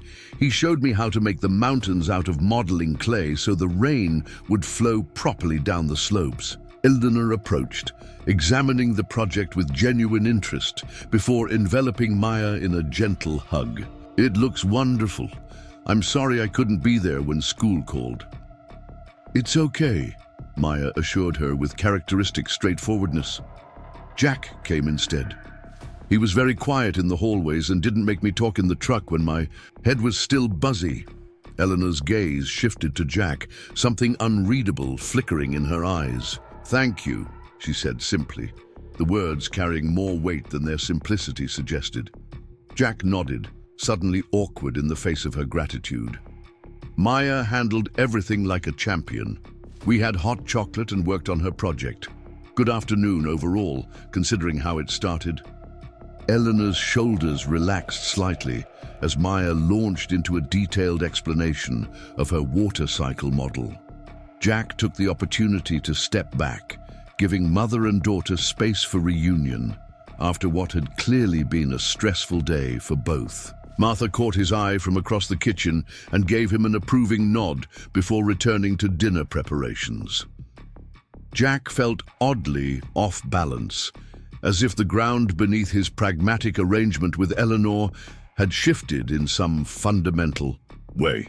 Dinner that evening was less formal than previous nights, with Eleanor still in her travel clothes and the conversation focused mainly on Maya's project. The girl was animated, her earlier distress replaced by enthusiasm as she explained the scientific principles she'd incorporated into her model. Later, after Maya had gone upstairs for her evening routine, Eleanor joined Jack on the back patio where he'd retreated with a cup of coffee. The autumn night was cool but clear, stars emerging in the darkening sky above the mountains. The school.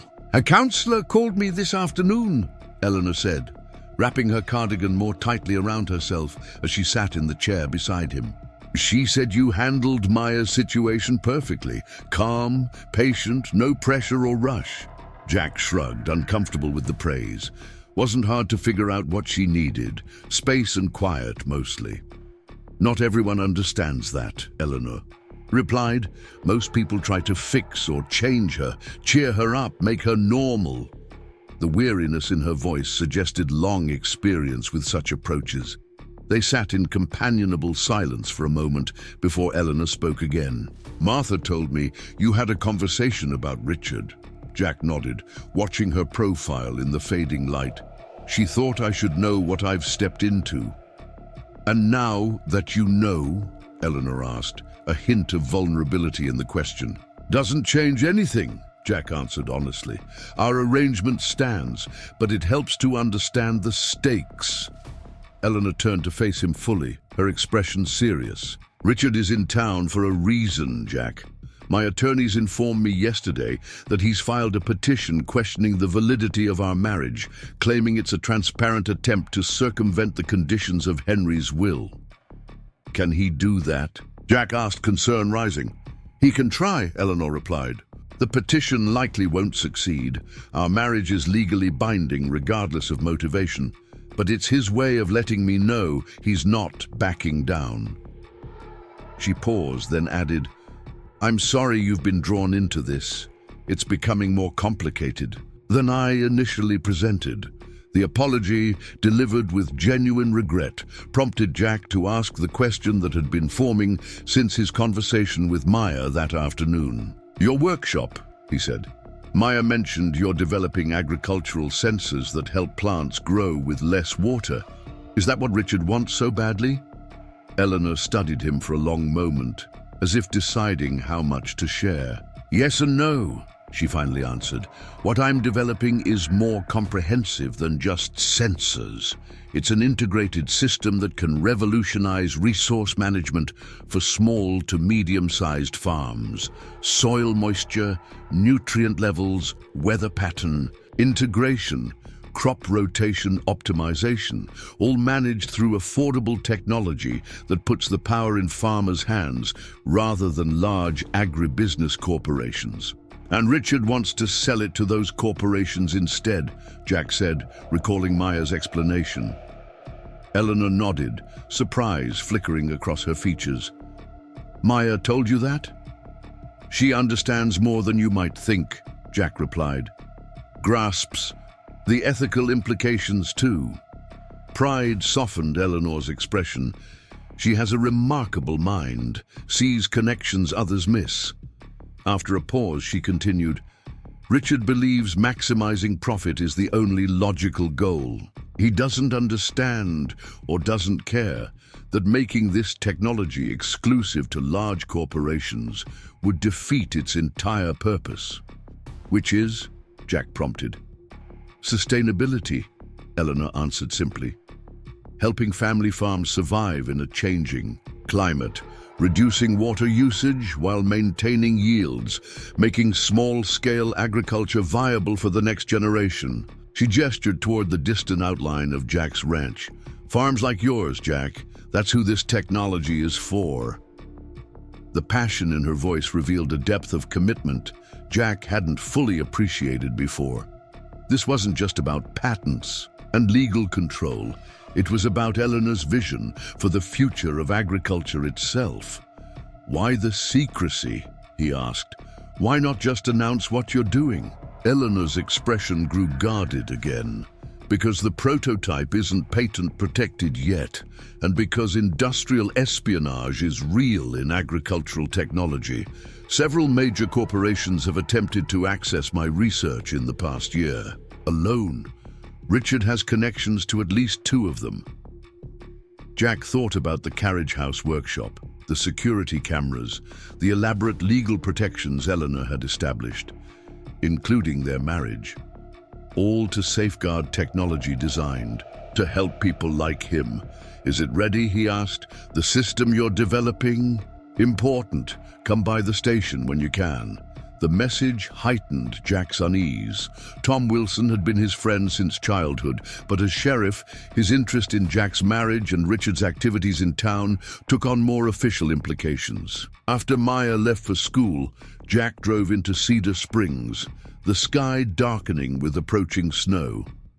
The sheriff's office occupied a small brick building just off Main Street, its weathered sign a fixture of Jack's entire life. Tom Wilson looked up from his desk as Jack entered, relief evident in his expression. "Been trying to reach you for days," he said, rising to shake Jack's hand. "Starting to think you were avoiding me." "Been busy," Jack replied, settling into the chair across from his old friend. "What's so important?" Tom's expression grew serious. "Richard Thornton. He's been asking a lot of questions about you and Eleanor. Requesting records of property transfers, tax documents, marriage license details, making noise about possible fraud." Jack's jaw tightened. "Nothing fraudulent about our marriage. It's legal and binding." "I know that," Tom agreed. "But Thornton's connected. He's had calls with the county prosecutor, Jack, talking about criminal charges related to some kind of intellectual property theft. Claims Eleanor stole research from Blackwood Enterprises." Cold anger settled in Jack's stomach. "That's a lie. She developed her technology independently. Henry Blackwood invested in it, but the intellectual property is hers." Tom studied him with newfound interest. "You know what she's working on?" "She's working." Because Thornton was very specific about agricultural sensors and integrated monitoring systems. Says she's about to announce a breakthrough that rightfully belongs to the family company. The specificity of Richard's claims confirmed Jack's growing suspicion that the man had inside information or had successfully stolen it somehow.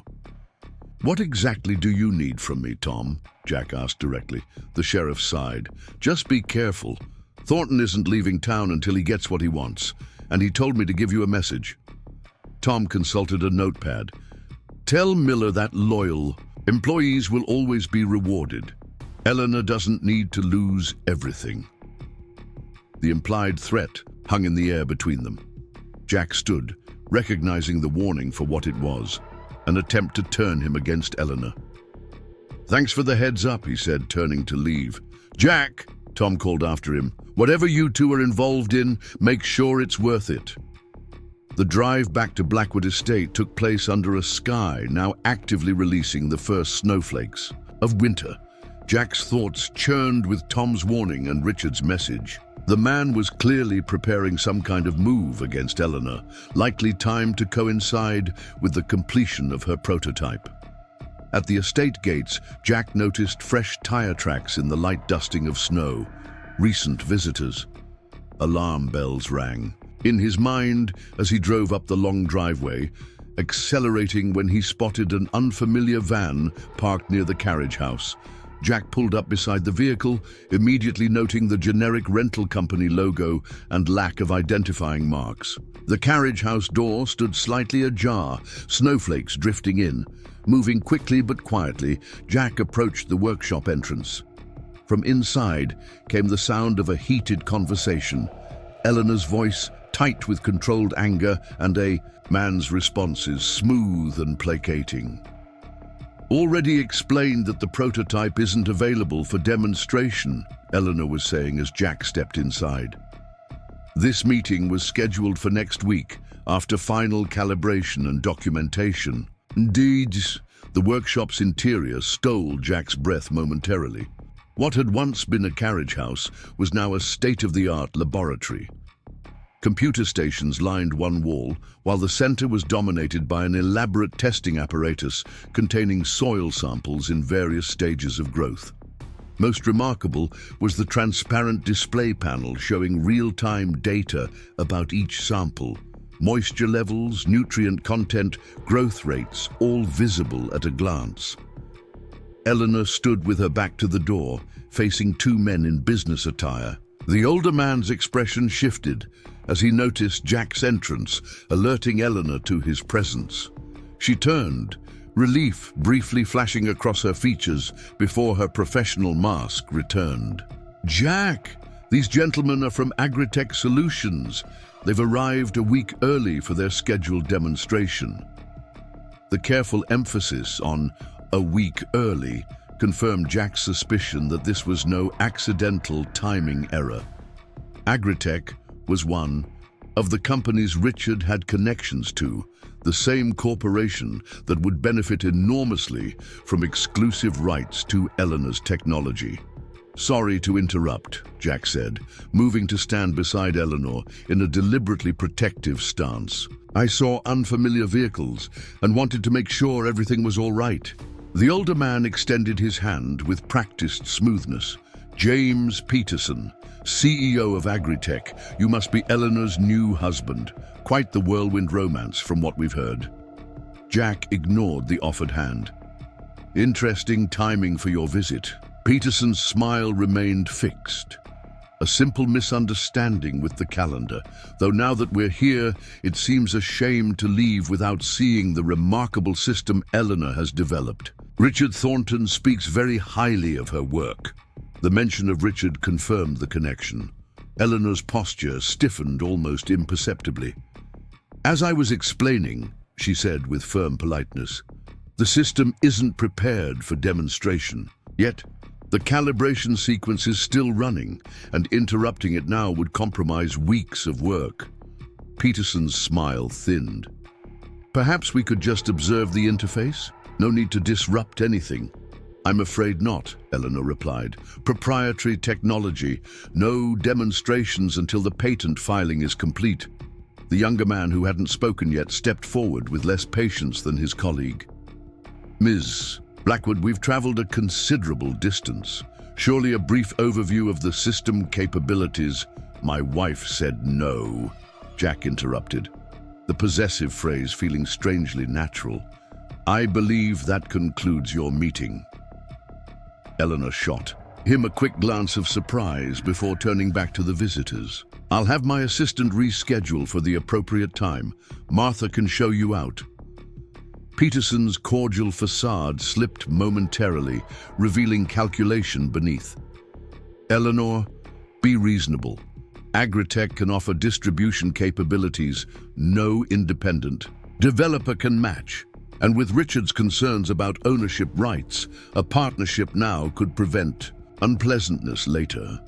The thinly veiled threat hung in the air. Jack felt Eleanor tense beside him, but her voice remained steady. "My attorneys are quite confident about my ownership rights, Mr. Peterson. Now, if you'll excuse us, we have work to continue." After a tense moment, Peterson nodded to his colleague, and they departed, escorted by Martha, who had appeared at some point during the confrontation.